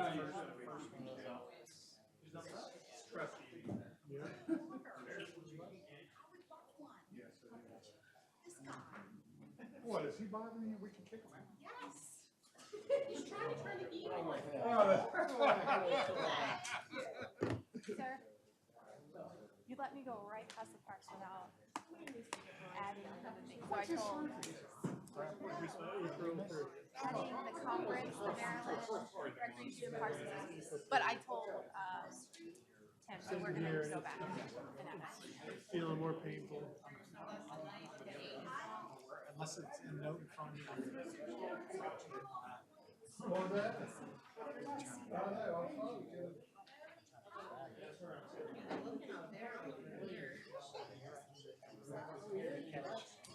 I do. Yeah, and when I, 10 grams protein, so I add 40 to that, I'll be up to 160-ish. It's about what, probably a gram of protein per pound for you? I mean, that's what you want. Yeah. Do like a 1 minute, 1 minute. I'll still be.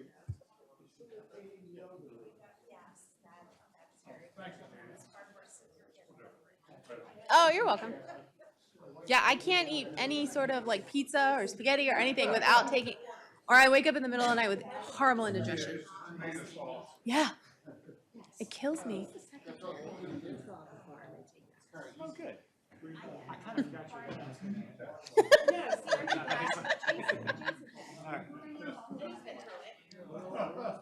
Well, I can turn on the wall constantly, would that be helpful? Because there's rules and regulations. It's like, I usually use those, but I was gonna turn these on.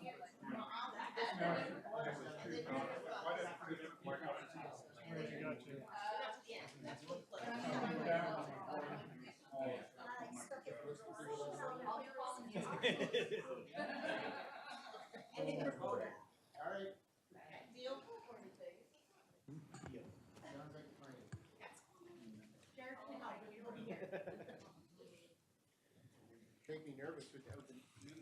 All right, when Sean gets back, we'll go ahead and get started again.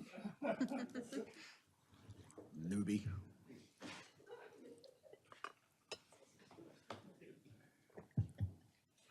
Come on, rookie, sit down.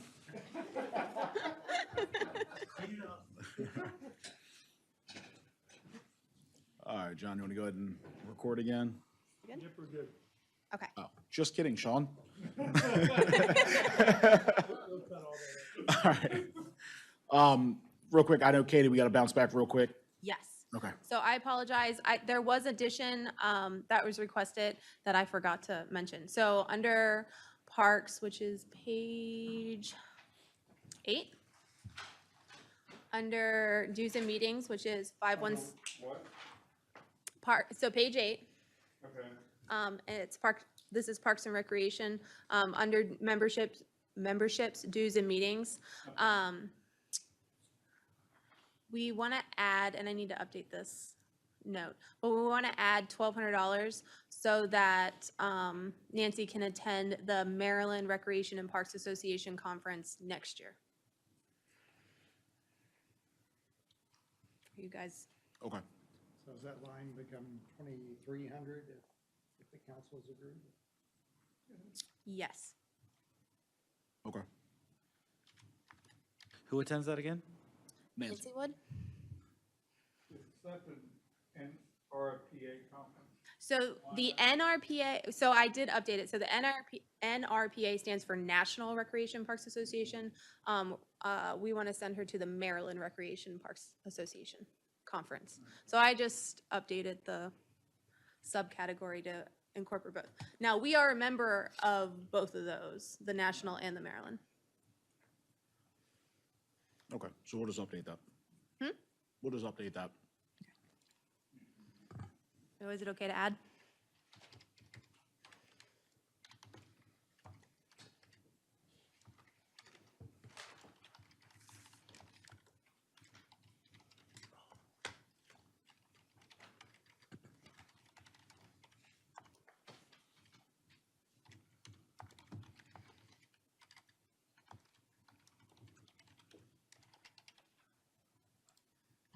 Okay, so now I just have to adjust our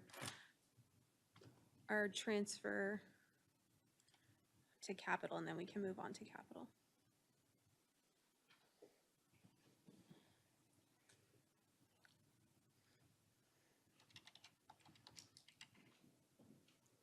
All right, All right, so now we should be at page 1, general fund capital budget. so these are all of our revenues for capital projects, for general fund capital projects.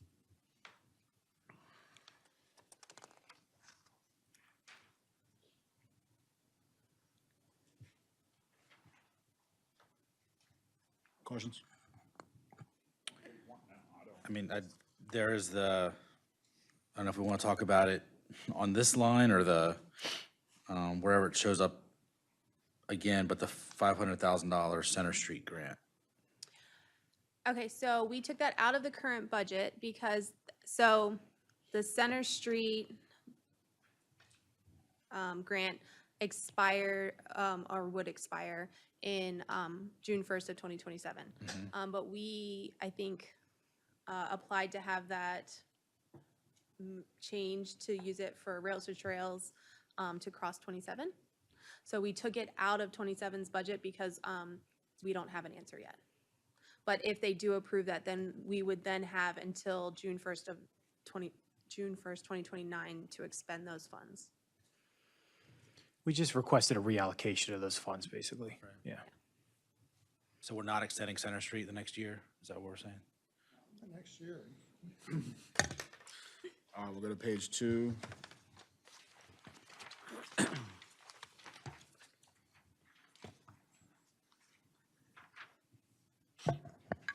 think I just have a general question on line item 4525.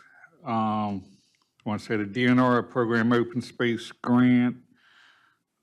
It just looks like, the grant for Watkins, what, is it pending or awarded yet? So the one for Watkins is awarded. Okay, The one for East-West Park is still pending. We haven't gotten, it's gotten through, like the first round of approvals. We're just waiting for Board of Public Works. And are those matching in any way, or that's just a Those straight are. grant? Yes, those are matching grants. They are matching. Yes, and when we get to the expenses for those specific things, it include, in the note, it does have how much the match is. I think it's a 10% match.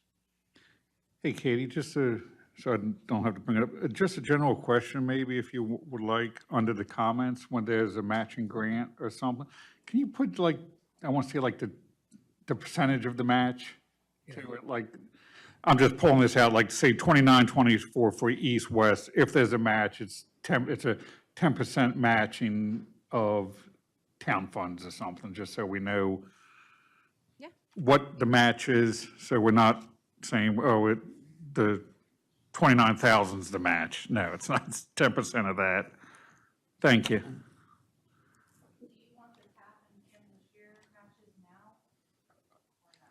Those are also included in the, like, I have the numbers in the, oh, okay. Oh, no, I'm good. I mean, as long as the final document has something saying what the match is, I'm fine with it.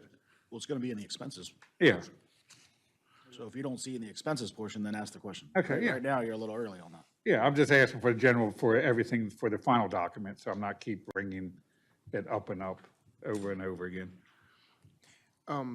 Real quick, and I'm sorry, this goes back to page one. The permit fees, we talked about raising permit fees last year, and I don't know if we ever did, because they have never been they're still like So we- super low. We did raise permit fees in 2023. Okay.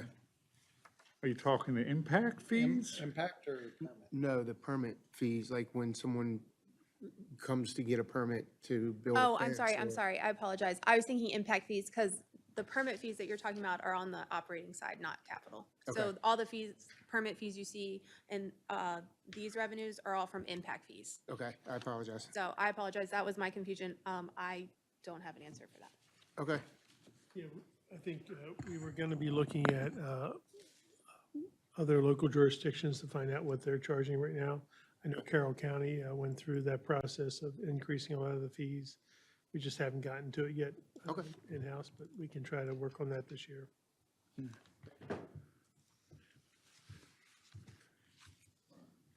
Go to page 3.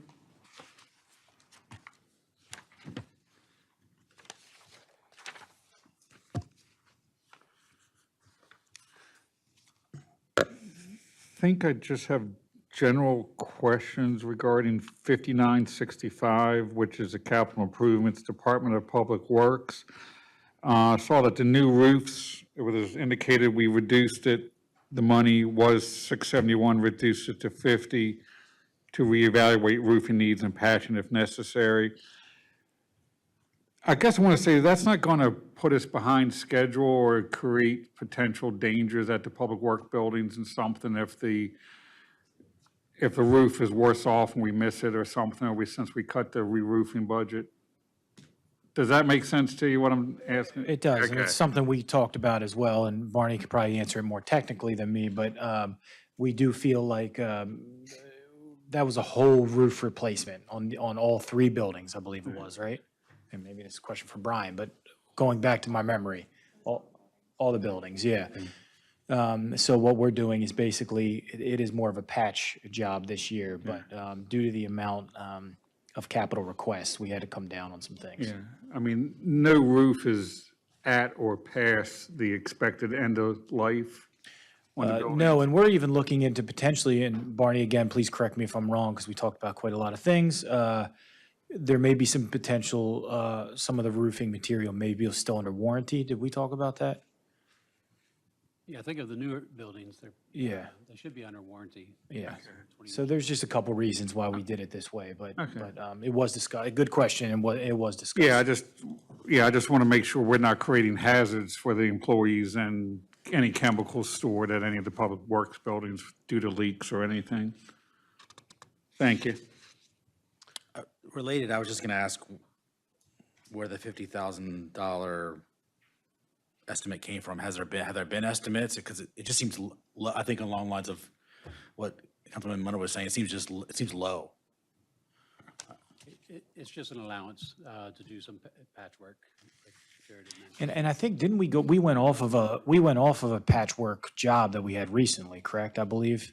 And again, I'm going back to conversations we had a couple weeks ago, but I don't think we pulled that number out of thin air, is my point. We didn't, Okay. and I don't remember the project, but Yeah. yeah, I know we looked at it. Yes, okay. I didn't mean to suggest that, but. No, I just wanted to let you guys, I know you're not suggesting it, but it is something we did think about, and we were going off of previous patch jobs. Thank you. And you'll see the same thing at the waste treatment plant, am I right? Or on the water sewer side. Yeah. A question on the Flatiron Building. 5920, 5921. Oh, okay.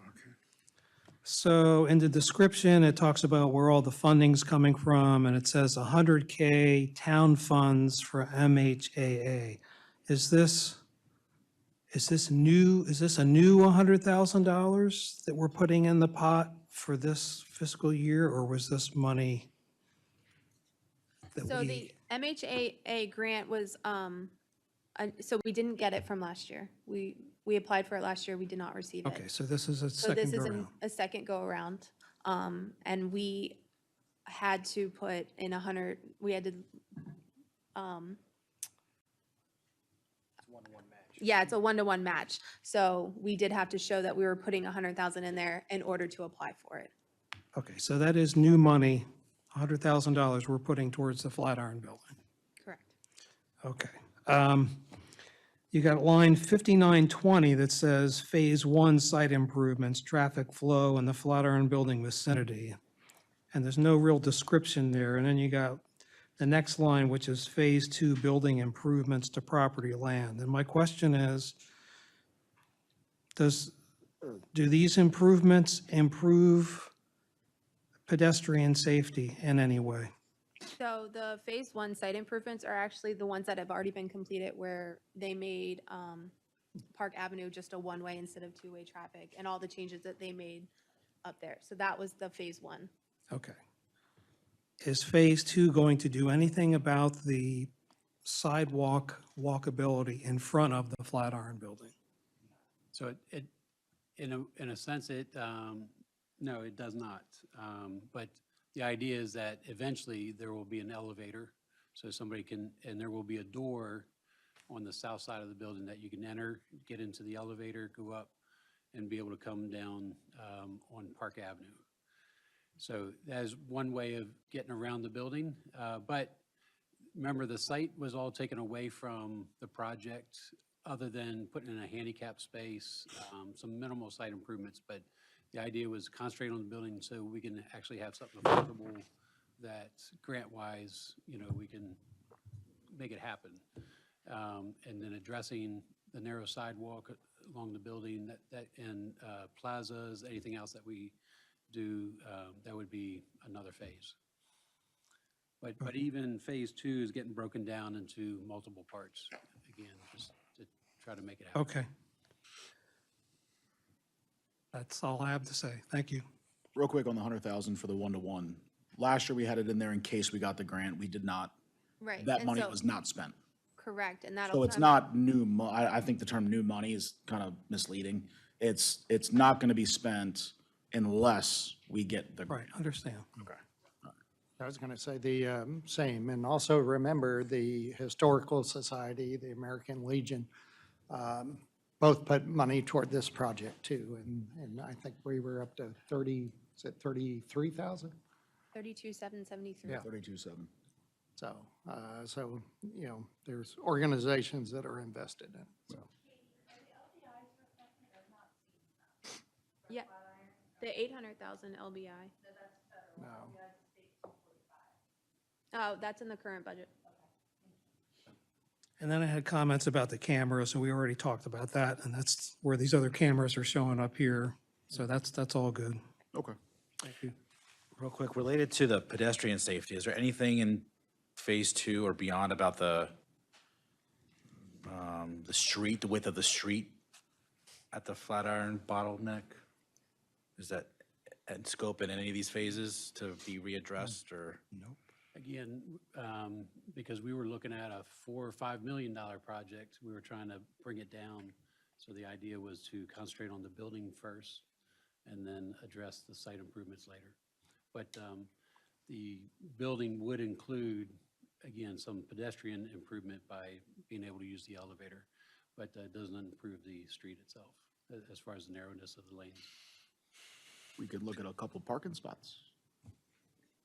Well, again, this isn't the place, but my concern is I appreciate we're fixing up the building. We're not addressing the underlying safety issues. They're just not getting addressed, so. Any more questions budget-wise on page 3? All right, page 4.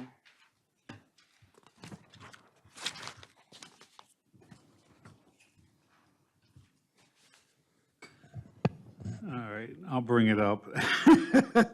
The emergency alert siren under 5961.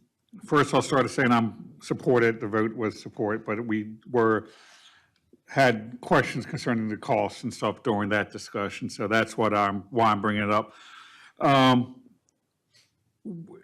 Where are we standing with the grant funding for it? Because it looks like received a 10,000 donation from the sheriff's office. If I can read this properly, like $2,000 from the disaster relief. Are we looking for a certain percentage of donations prior to, or grants prior to installing these sirens? Or are we still going to be looking for, I want to say, backfilling costs if we have to expend like 100,000 or something?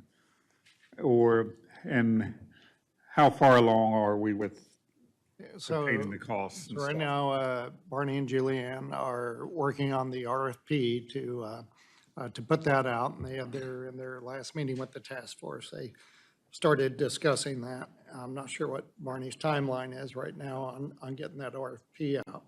But the RFP will go out, and the sheriff said he could come up with a lot of money for us. He came up with 10,000. Okay, so that, All right, and then we got 2,000 coming from disaster relief. I intend to move forward with the project. It'll come before the council, and you guys will be able to vote on it because it's going to be more money than I can approve. But we're going to put it in the budget, and do we have any pending grants? Okay. So, we have a federal appropriations pending right now that is in the House and on its way to the Senate for 1.7 million. Part of that is the full siren. So if that makes it through the federal level of the Senate, then we should have one in that, that's the DHS. I've also got other, smaller grants pending, so as those come in, I'll let you. I've hit every avenue, I've reached out to the foundation as well. Yeah, and the task force has done an excellent job, and Graceful and Julianne and I went out to the Frederick County. They seem a little more squared away with operating storm sirens and everything, so, so we would end up, trying to tie into their system, but there's questions out there that still need to be answered, and we'll get them through the RFP, and, once that comes back, we'll figure out where to go from there, but, the council is going to be involved if we need to expend it out of the town's coffers, then, you're going to have a chance to question it at that point. oh yeah, no, I just want to make sure that even if we did have to expend some money out of the town coffers, we would still be searching for ways to backfill it, and it sounds like we kind of are. We absolutely are. Yeah, and that's what I was trying to find out, or ask more so to get as much reimbursement as we can for it. Absolutely. So I have a question and a comment. So I do know the resolution that we all passed, we set a target of we wanted to try and get at least 50% of outside funding. So we need to work towards that. And here's my question, and you can answer it offline, but I think there are a lot of private businesses in Mount Airy that might be willing to help co-fund this project. But we need, like, I need some sort of a script, or I need to know what to be able, what's proper to say and not say if I approach private businesses and say, hey, would you be interested in helping to go fund this? So if you can help provide that template. Exactly. I just want to make sure if I approach businesses, I'm not saying anything I shouldn't say. I'm saying it in the right way. But I don't think we've done a lot of outreach to get private sector donations, and I think we really need to move on that part of it. Respectfully to the folks that we would be asking sponsorship for is to know the closest to the exact cost that we're getting to. Because when you're paying forward and you're getting your private money out of your business or wherever it may be, you want to see how close to that goal, that tangible outcome that you're getting to. So we're getting through that process, and part of the reason why we are going through on the RFP, we want to know who we're picking Okay. and what that would cost you. But again, just help with the script that I can use, or any of us can use to approach a private business. Okay. Thank you. Mayor Barney, is that correct? Yeah, you're on track, and I think, just like with any nonprofit who's having a fundraiser or something, we don't have enough information until the RFP is on the street, and maybe even until the RFP, until we start getting bids back. And at that point, we know exactly what it's going to cost. It may be maybe 110,000, but, we can send that out and, as you're suggesting, and seek donations at that point, so. I was gonna have a similar question, and I guess it's more of a question. I was surprised to see what we think is the entire amount in the budget, right? I know there's $12,000 there of donations, but is it usual to have that entire amount there rather than maybe the 50% that? Yes. So we have to budget for the full amount, the full cost. Yeah. Because if it's 100,000, but we only budget 50, then it looks like we went over budget. So if we get 50% of the funds for it, then we would actually do a budget amendment to add it to the revenue. Because you also don't want to have such an overage on the revenue, because then it looks like you haven't budgeted enough. So yes, whenever, even with grant funding, that's why you still see the full amount of it. Yeah, even if it's not town funds that are funding it, they still have to have the full expense amount. Thank you. Are we good to move to page 5?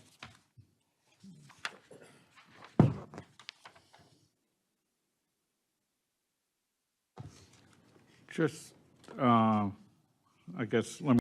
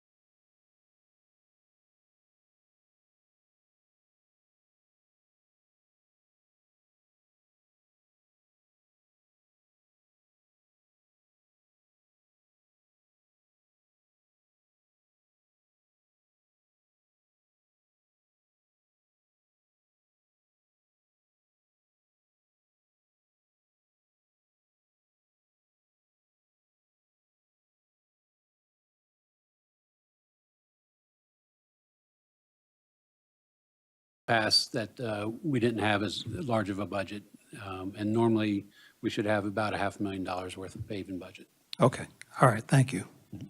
Oh, and then the last question down at the bottom of the page, and I'm just asking the question because, you know, you have to make choices, right? So bottom of the page, under mobile equipment, Bobcat mini track loader, $45,000, walk behind Bobcat. Is there a dire need for that? What is this piece of equipment for? There's a dire need when it snows and you get a foot of ice on top of the snow and nobody can get out there and shovel it. That's when you need it. Brian, I saw an email earlier. So does that include attachments or not? How does that work? It comes with a bucket? Okay, all right. Well, I put it in there because that is a machine that doesn't require a lot of training or expertise. And if we got problem areas, then it doesn't have to specifically be a public works person who utilizes it. It can be myself, it could be a council member who sees a problem, it could be town staff who could get out there and take care of a situation. I mean, there's a lot of gray areas that pop up, you know, where like, you know, that, you know, someone can't shovel their sidewalk because maybe a spouse passed away, or maybe they just came out of surgery or something. These are the phone calls that I get that say, hey, I won't use a name, but we have a guy in town who's a veteran and he's pushing 90 and he slipped and he fell. There's no way he could shovel a sidewalk. Well, I went out there and shoveled it manually. If we would have had a machine like this, then I could have gone and taken care of it. But outside of the snow, the other thing is a track loader like this would allow us to move gravel up and down trails and move other items such as trees, dirt. You know, we could actually utilize it. And if Brian thinks it's a useful piece of equipment for public works, as well as me thinking that it's a decent piece of equipment for trail use, use over in the garden, or use for removing snow, then I'd like to keep it in the budget. Okay, so I'm just throwing it out. It's all about choices, right? Yeah, I'm just it throwing is. it out. 45,000, you take that 45,000, you take the 12,000 you got from Sheriff DeWeese, there's your $50,000. That's close to the $50,000 town funding for the air sirens right there. Yeah. So you're making choices. I'm just We are pointing that out. making choices and the council votes on it. So if the council wants it out of there, the council can take it out of there. Are you done? I'm done. Okay, I just didn't want to cut you off, sorry. No, I think it's a good use of money and for the equipment, because I did have a neighbor of ours in Sunderland during the snow come in and ask me that if we owned one, could it come out and potentially open up a sidewalk entrance that was plowed closed because his kids was walking down the street and things of that nature. I said he was truly amazed that we didn't have any ability to do it. So it does help. I mean, if it's simple enough to use, can do it, drop it off at my house, I'll do it, take care of the areas as long as I'm on the council in the neighborhood that someone asked about. Also, some of the trails are long and narrow and we do have to haul stuff back. So it does have a multi-purpose. We're not talking about a full-size Bobcat. We're talking about one of the small track loaders that all the landscapers' equipment has now to do these type of things. So I believe it's a good amount of, it's money well spent. Attachment does come with the attachment. I'm sure if we needed a special attachment, we can go to a rental store and rent it for a day or something. I have a question. And I didn't get a chance to ask ahead of time, I'm sorry. The savings on the bucket truck, is there any way that that could be purchased out of this year's funds? Oh, yeah, that's a good point. I didn't think about that because we saved about 53,000 on the bucket truck. We'd still need council approval, of course. So, but I mean, we could do it out of this year's budget. It's up to the council, or we leave it in here, so. Well, I mean, the way I look at it, I mean, we use these actually for spreading dirt up at the Maya fields and stuff like that. And the way I look at it is it takes one person to operate this that will do the job of 6 or 7 town employees, and they'll actually do it faster than what 6 or 7 town employees would do. So you're not paying salary, you're not paying, you got one guy handling a job that it's gonna take a lot more than one guy if you don't have that piece of equipment. So over the course of a long run, I mean, it's gonna save salary one way or the other, and it's also gonna save their backs and their effort. So What, if we can do it on this, I'd put that on the agenda, especially to vote for this year. On this year's budget, you mean? is that what I'm hearing is the 53,000 savings could be applied to this? If we approve it. If you guys approved it. Just make sure, if we're talking going the current route, I'm not saying yea or nay, I'm just saying it's a good idea. We're if not we- actually saying yes or no to anything. Yeah. It's gonna be up to me whether it gets on the Yeah. agenda, so we're good. And then we'll, if it's on the agenda, we'll discuss it then. Well, I just want to make sure that we're not running up against a time crunch. I want you to know that I will ensure that happens before it goes on the agenda. Okay, cool. Thank you, sir. No problem. Good call. Yeah. Now, let's just say this, Katie, if that does happen, it's gonna have to be before we vote on this budget now. And then when we get to this budget, we could potentially move this 45,000 to something different, like Steve said, maybe the siren, or we just put it back in the capital operating, or, just put it back in the pot. Is that Well, I general, I mean? I don't think it needs, so if we are able to purchase in the current fiscal year, and you guys approved that purchase before the approval of the budget, then it would be a table amendment, because you'd have to amend Correct. what's there. Yep. And you would just remove it from the budget, so it Okay. would just come out. Okay, cool. So we'll just make sure if it goes on the agenda, we'll put it before we vote on this. All right, that'll work. Any more questions?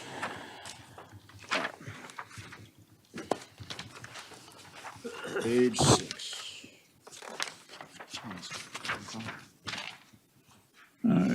I do have a couple, let me see if I can understand my own notes here.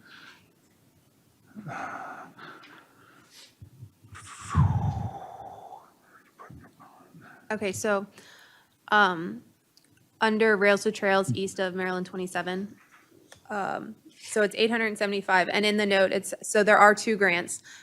There's a 600, I think that's the LBI, no, 600 is the TAP grant, sorry. 600,000 is the TAP grant, and it does have a match, but we're using the Kim Lampier grant as our match for the TAP grant. But then we have to do town match for the Kim Lampier match. So total, the town funding would only be 55,000. It's very confusing, yes, I know. But, without, the, TAP grant, I believe the town's match was 160,000. So, I mean, the Kim Lampier paying for that is that is a huge savings for the town. And I'm sure on the Kim Land Fair, I just want to verify that there's no restrictions on us using it this way, correct? Correct. It actually Okay. states in the approval that we are using it as a matching grant. Okay, I just want to make sure. I'm sure I was positive that you did the research, just want to make sure on that one. And I did. Yeah, go ahead. I got to understand you might book it up. So again, so this is a different, so this is a different grant than the TAP grant, right? So the 600,000 is the TAP grant. So we are not utilizing it in the current fiscal year. So, and as part of my end of the year budget amendments, it'll come out because we are using it next year. Okay, and then there was the Center Street money that's getting repurposed for this as well, correct? Correct, but we haven't heard back from that. So that Center Street money isn't in here in revenue or expenses at all because we haven't heard back if they will approve the reallocation.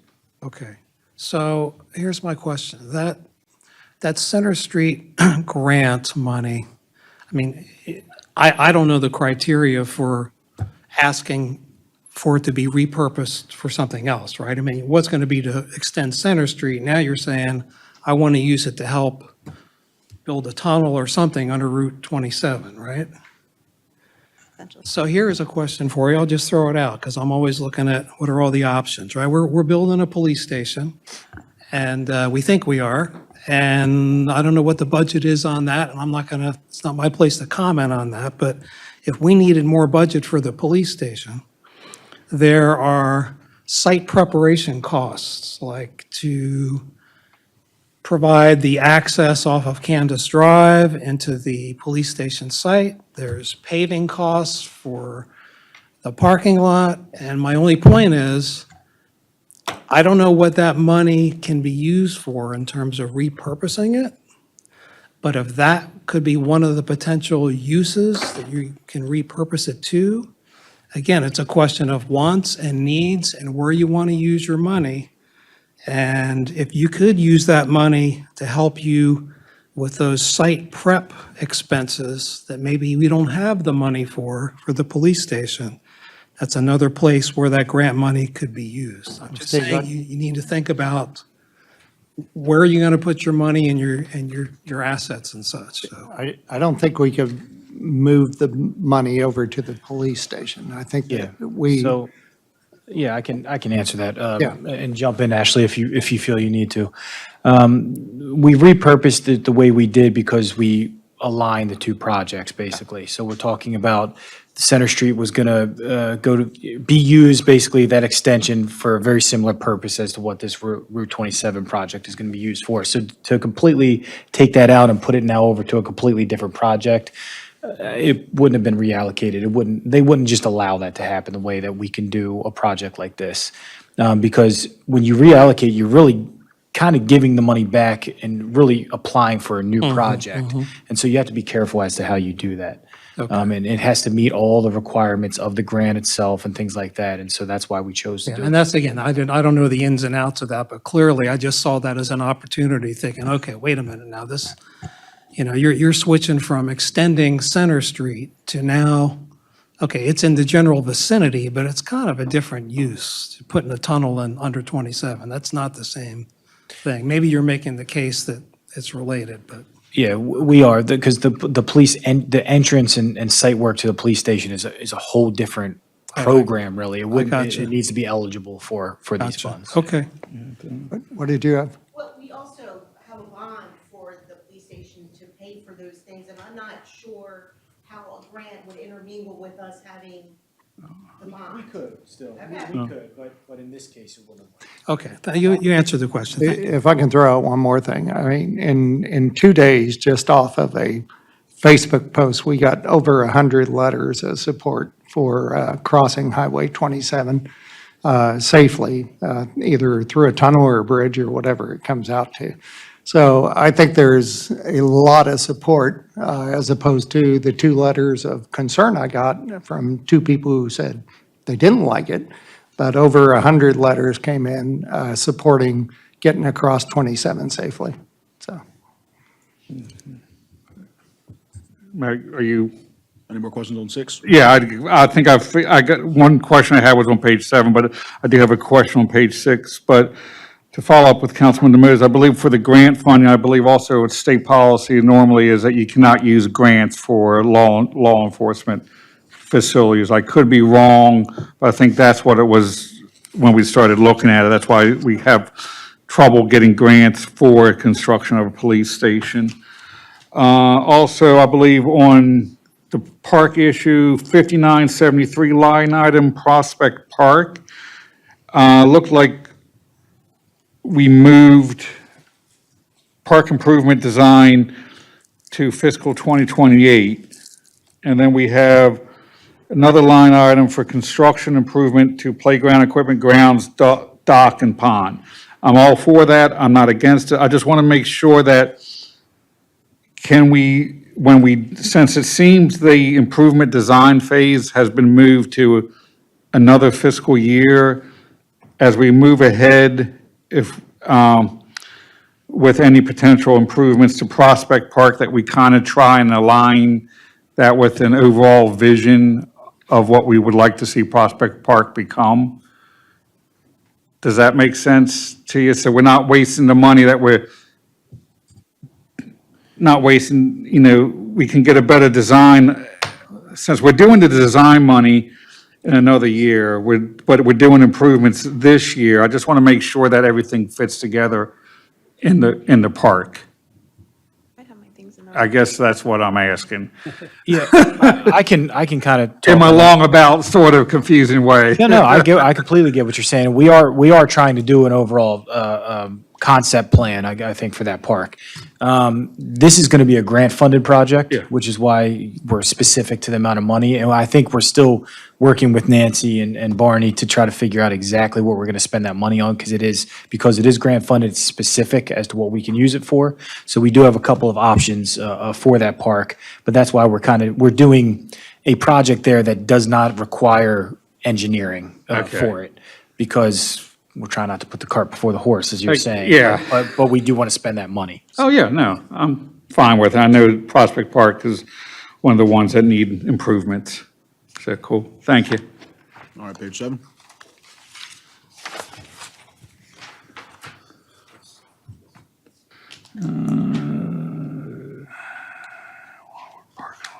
Oh, wow. Just a question on Wildwood. I know it's not listed as any money towards it, but do we know the condition of the walking trail over there, since it's close to the senior housing and stuff? Is it popped up by roots or anything? Was that? Said it's good shape. All right, cool, thank you. Village Gate Tennis Court, POS grant funding. Twin Ridge Baseball Field, more of a question. It looks like we have 15,000 allocated for a new electrical panel.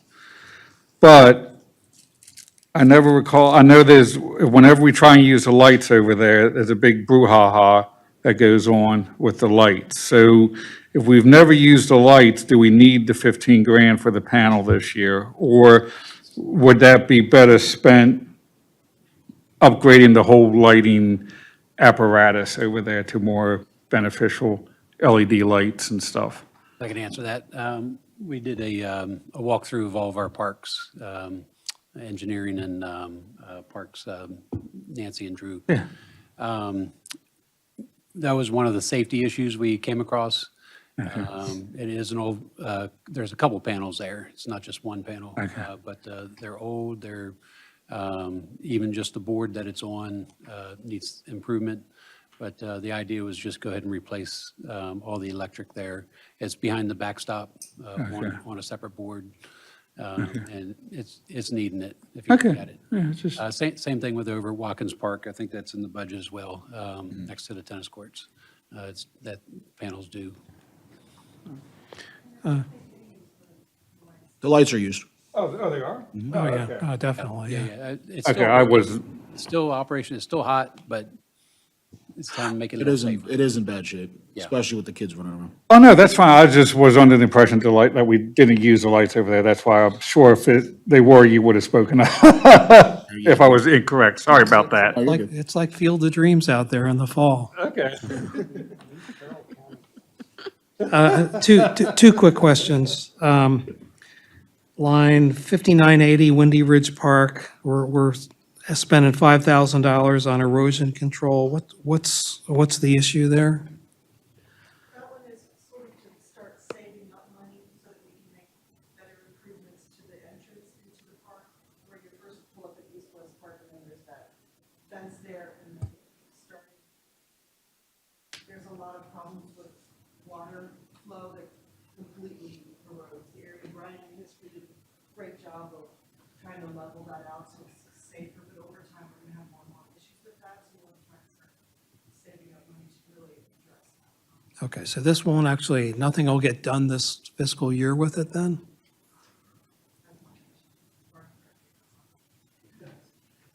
Okay.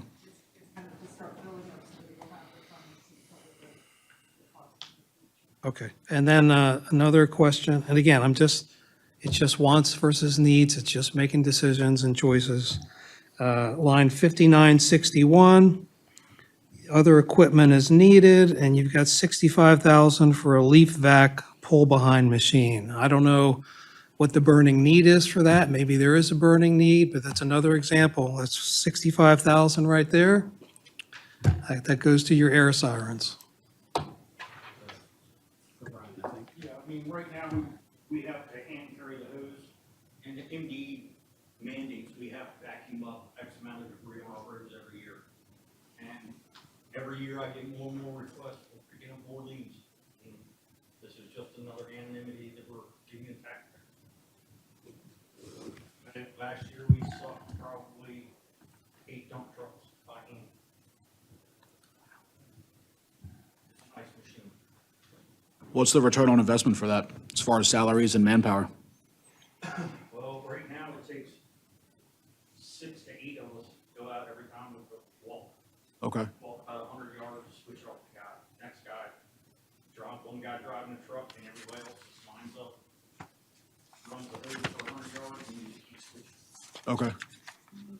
And then what will this turn into, just basically just somebody just driving the truck and then doing it itself? Yeah, it'll be just 2 guys. Okay. It's hydraulic controlled boom, so you can actually set it and just drive right along your curb. Okay.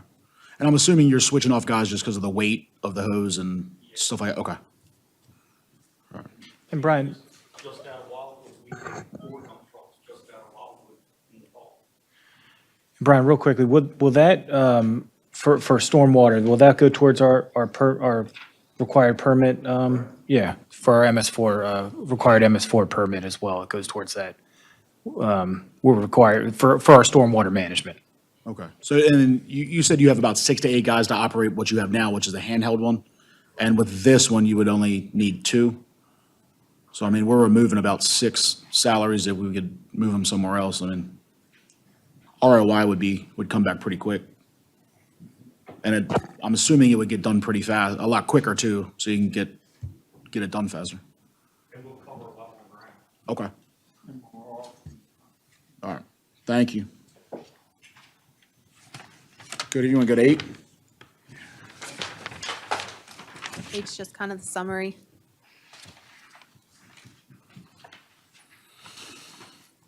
I just have to go up and fix my pull from.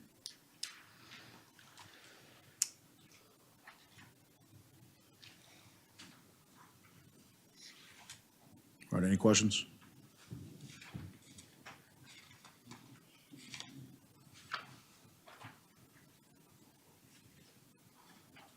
I didn't change any numbers. Why didn't this pull correctly? Oh, I got it.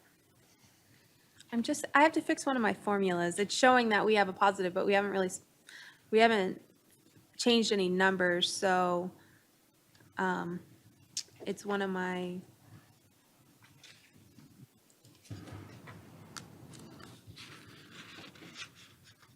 I don't know. I'll fix it before it goes to the council. I'll zero it out before it goes to the council for approval. All right, so water sewer operating budget. Before we move on, Brian, do you already have a bid or an estimate on that Bobcat, a written estimate? On the walk behind Bobcat? It's not a written estimate, I just call them off the sale. Okay, all right. So if we're going to put it on the budget, then we need something written. So, okay.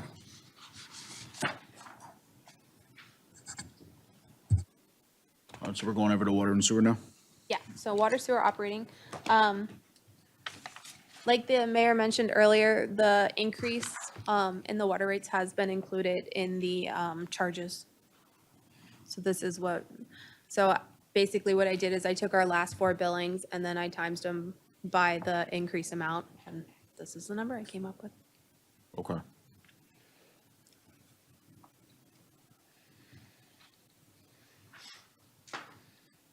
All right. Just a On the note, general. our E&R grant, for a very long time, we got 36,000 every year. And then a couple years ago, we got an increase, and I called and I was like, hey, we've gotten 36,000 every year for the last 4 years. Why the increase? And they were basically like, oh, we changed some calculations and, you know, that's what we determined you got. And I was like, cool, great. And then steadily, our numbers have kind of come back down and now we're back at this 36,000 again. So. But that's, in case you were wondering why there is a jump, because we did receive this previously, but in the current year, we got, and we always base our next year off of what we got in the current year. So in the current year, we got 36,000, and like I said, that was how much we got for many, many years, so I think we're back down to that normal amount again. Okay. Just a quick question on that. Did MDE tell us that we were reduced, or did they say why? Or did they just tell you? Again, when I called last time, they said, our Okay. calculations have changed, and that's what we decided. Okay, just checking. Okay. All right, we'll go to page 2.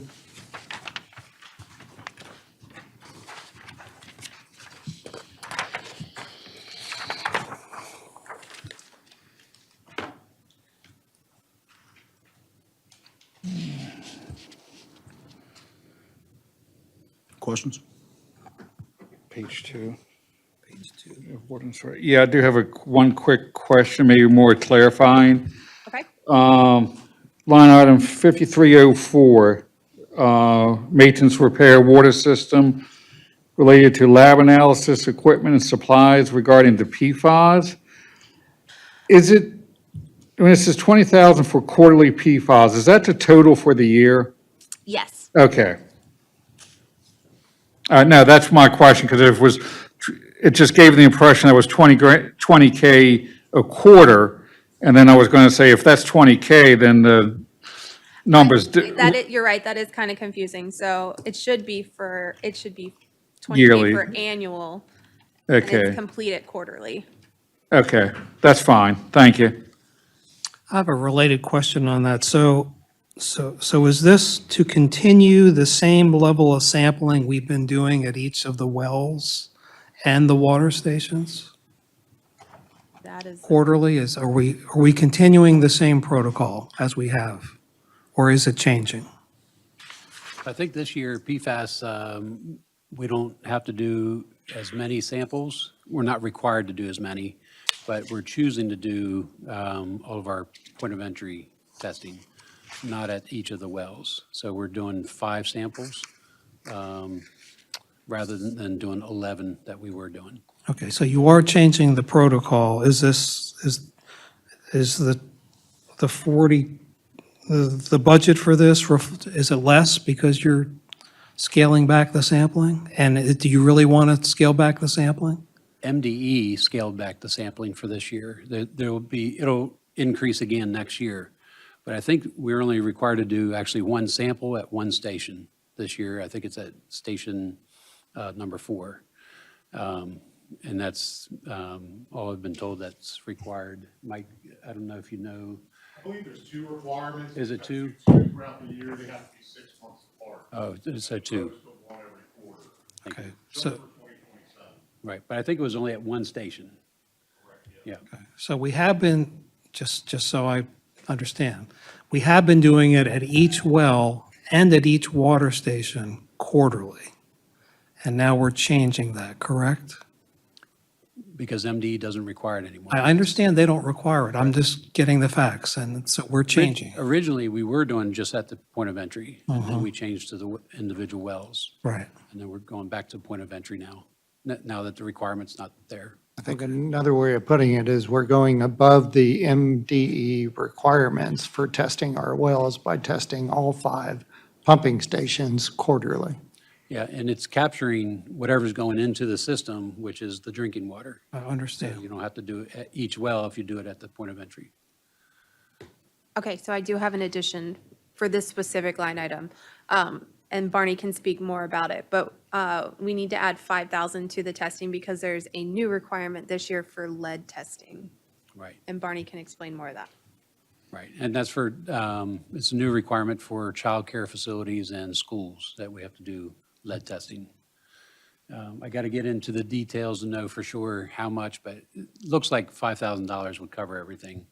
We have a number of childcare facilities, public and people's homes.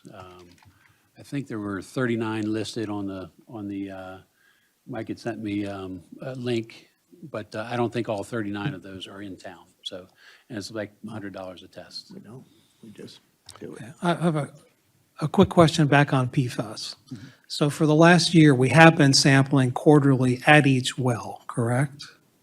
Yeah. Okay, did MDE tell us to do that, or did we do that? Did they make us sample at every well, or did we choose to do that?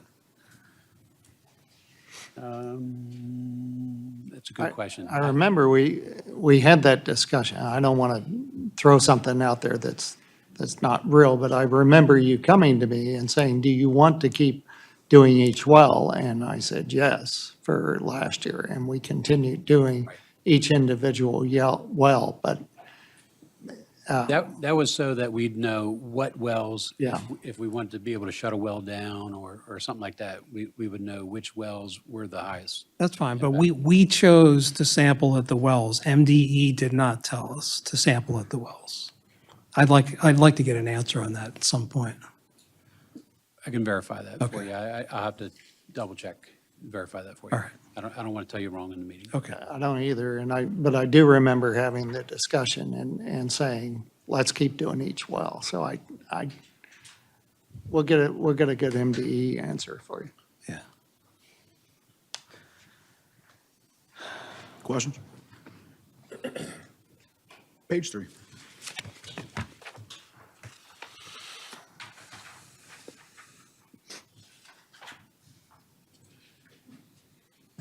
Council President, I got one general water and sewer question. It's about staffing, but it's not related to salaries or anything. Can I, am allowed to ask that now? It's just more, MDE put a requirement on, I think last year, regarding a wastewater treatment operator being certified in cybersecurity or something. Are we up to date on that? Or do you know? The cybersecurity was, there wasn't a requirement that anybody that renews has to have a cybersecurity certificate, which was just like a 30-minute Okay. commitment and give it to you online. And I don't want to get that confused because there is something coming up with cybersecurity compliance that I believe that Clark is working on. Okay, I but, think by October next year, we have to be cybersecurity certified. okay, I think that's part of, but we're, And we are working on that right now, yep. cool, thank you. Any questions on 3?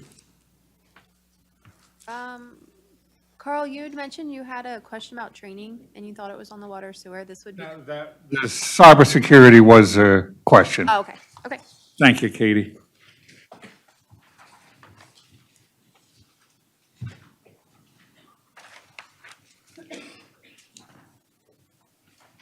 All right. Page 4.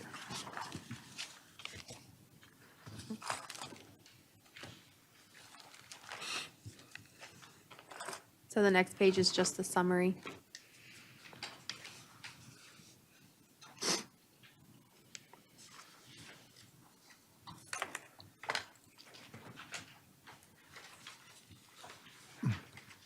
So Katie, with the new water rates, we're able to, as opposed to being 257,000 behind, We are 75,569 because we had to add that 5,000 for lead testing. But yeah, so we have $75,569 that will transfer over to help offset capital costs. okay. So we're much better off this year. Page 4. Yeah. Wow.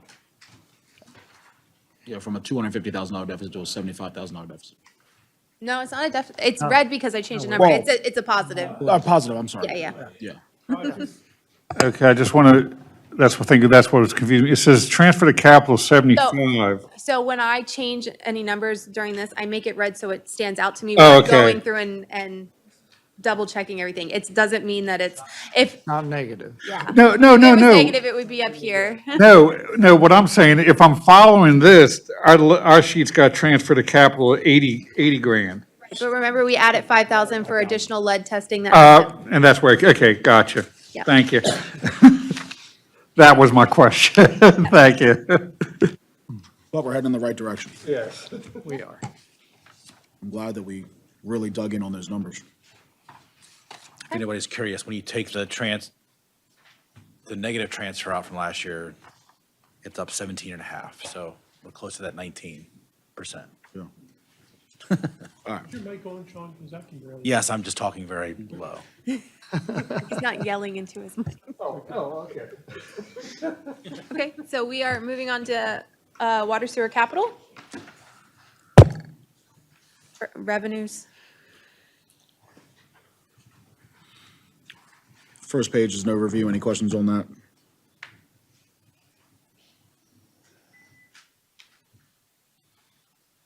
All right, we'll go to page 6. I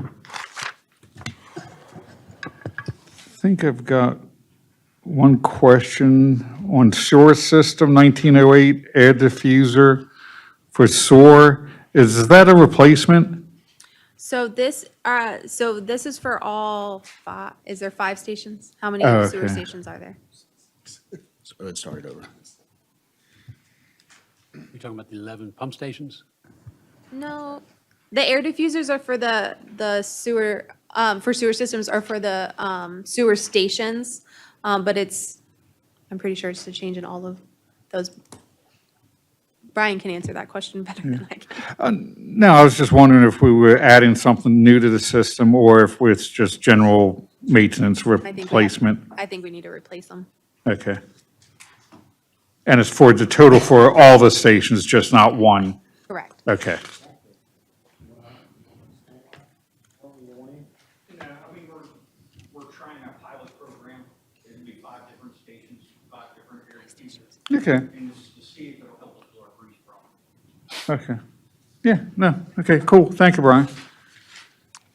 Just a comment. So on this page and then maybe the following page, so I'm seeing lots of items under here like WWTP and like we just talked about the air diffuser for the sewer system. And these look like new items that maybe weren't identified in the past. The only point I'm making is I'm hoping now that part of what we passed when we passed the increased water and sewer rates was that there would be a 5-year water and sewer capital and improvement plan. And in that plan, you would identify these types of needs over a 5-year period. And you'd look ahead and that would all be laid out. And then that plan would drive what you needed to fund each year. So I'm hoping that we're going to see truly that 5-year capital improvement plan that captures these things. So, thank you. Steve, I have to apologize on that last 3 weeks. I've been getting tied up a little bit, but I do have a 5-year plan that started. It's not detailed, doesn't have the numbers here. We've taken the numbers, put them into the budget, but it is started. It's- Okay, good. you're That's- welcome to see that if you like. Okay, very good. That's what we were driving towards. Thank you.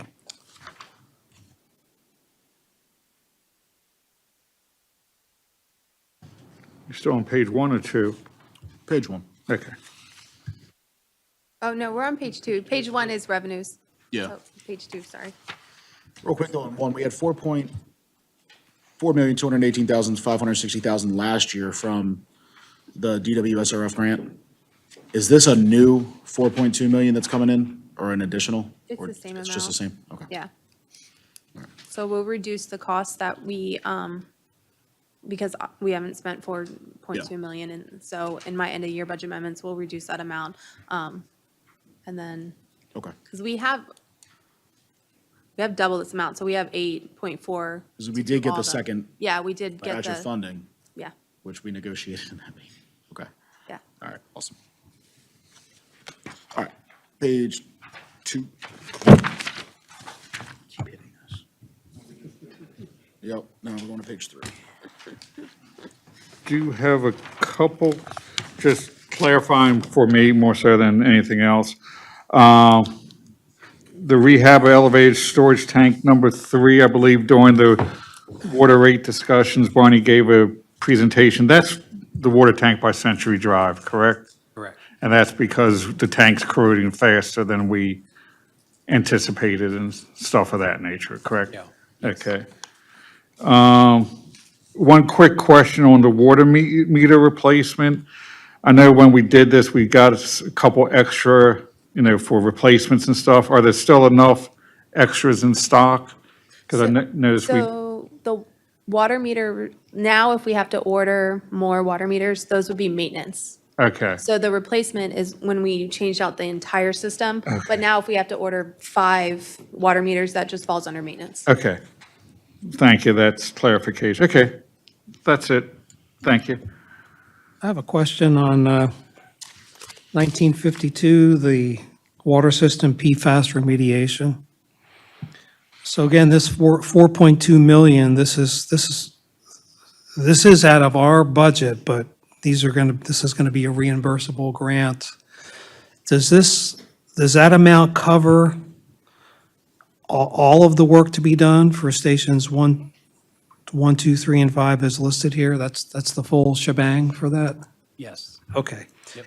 And where are we in terms of the designs for each of the treatment systems for each treatment station? And schedule-wise, are we anticipating having all this done within the next 2 years? What's our schedule? So we broke it in 2 parts. Stations 1 and 5, we started earlier because those were going to be the 2 that we can get done the fastest is what we projected. The designs are complete. We've submitted for permitting. Everybody at the county has approved it except I think just the building inspector. It's also everything's been submitted to MDE for their permit. And once we receive both of those, then we can take it for Public Works for final approval, get our bonding in place, and then start moving forward with those 2 projects. I know we're guesstimating here, but what's the total, when do we think all that's going to be done? Like, you turn the water on from those water stations and That was going to it's, be done yesterday. and it's PFAS free. Is that 2 years from now, 3 years from now? I don't foresee it taking that long. I think we've submitted everything. We've gotten a number of approvals from MDE already. There's several parts to it. I think we're just waiting on the final permit. I think we have everything in that they need to review. We're just waiting on that. Okay. County permit we should have very quickly. I think it'll take a couple months for bond council and then we can put it out to bid, and within a year from putting it out to bid, that should be complete, those Okay. 2 stations. And then, so you pick those to do first because you thought they'd be fastest, but isn't water station number 3 the one with your consistently highest PFAS? Hey, Steve, we're going to stick to budget. Okay, We're not debating. Right, but we're doing 1 and 5. you're doing 1 and 5, okay, 2 and 3 are the ones that are lagging behind. all right. 2, we still need to purchase a piece of land, which we're well underway with. And, we should be, Okay, and we're about 80% complete with design on those. All right, Thank you. Let's stick with just budgetary. yeah, thank you. Yep.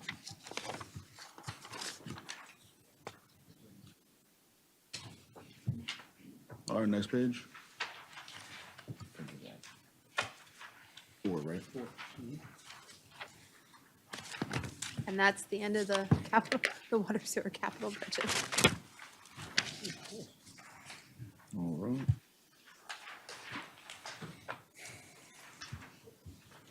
So now we move on to the police station capital project fund. So the expenses on this one are solely related to the construction of the police station. There's anything that has to go with that project, but anything else related to public safety wouldn't be on this. This is just solely related to the police station.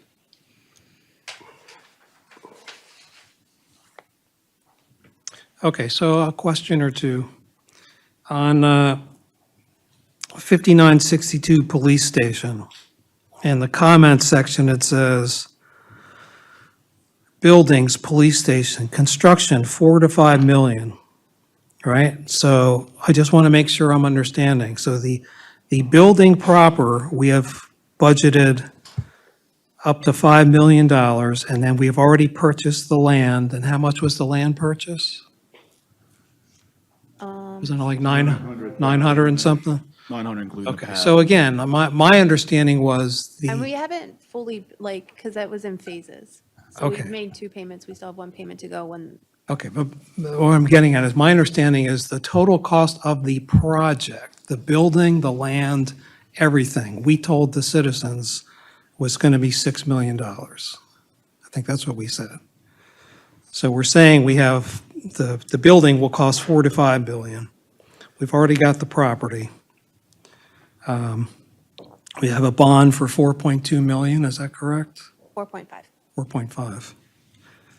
And we had, I think, 100, we had $1 million kind of that we budgeted over the last couple years, and that helped to pay for the land, is that correct? So we will get reimbursed for the land through the bond, but as of right now, yes, that has paid for the. Okay. Just want to make sure that, again, that money was never lost. That's money we put away, and that's helped us get the land. Okay. All right. And keep in mind, that was based on a FY '21 feasibility study. So there's been escalation costs since '21. Just pointing that out. All right, page 2.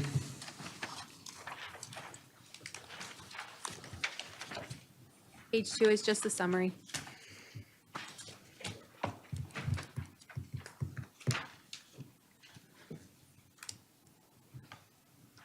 Good to go? That's it. All right. Yes, ma'am. Yeah. All right, well, I guess we've gone through everything we can go through in the open, so we will roll call into closed session. At the conclusion of the closed session, this meeting will be adjourned. Councilmember Demoter? Aye. Councilmember Munder? Aye.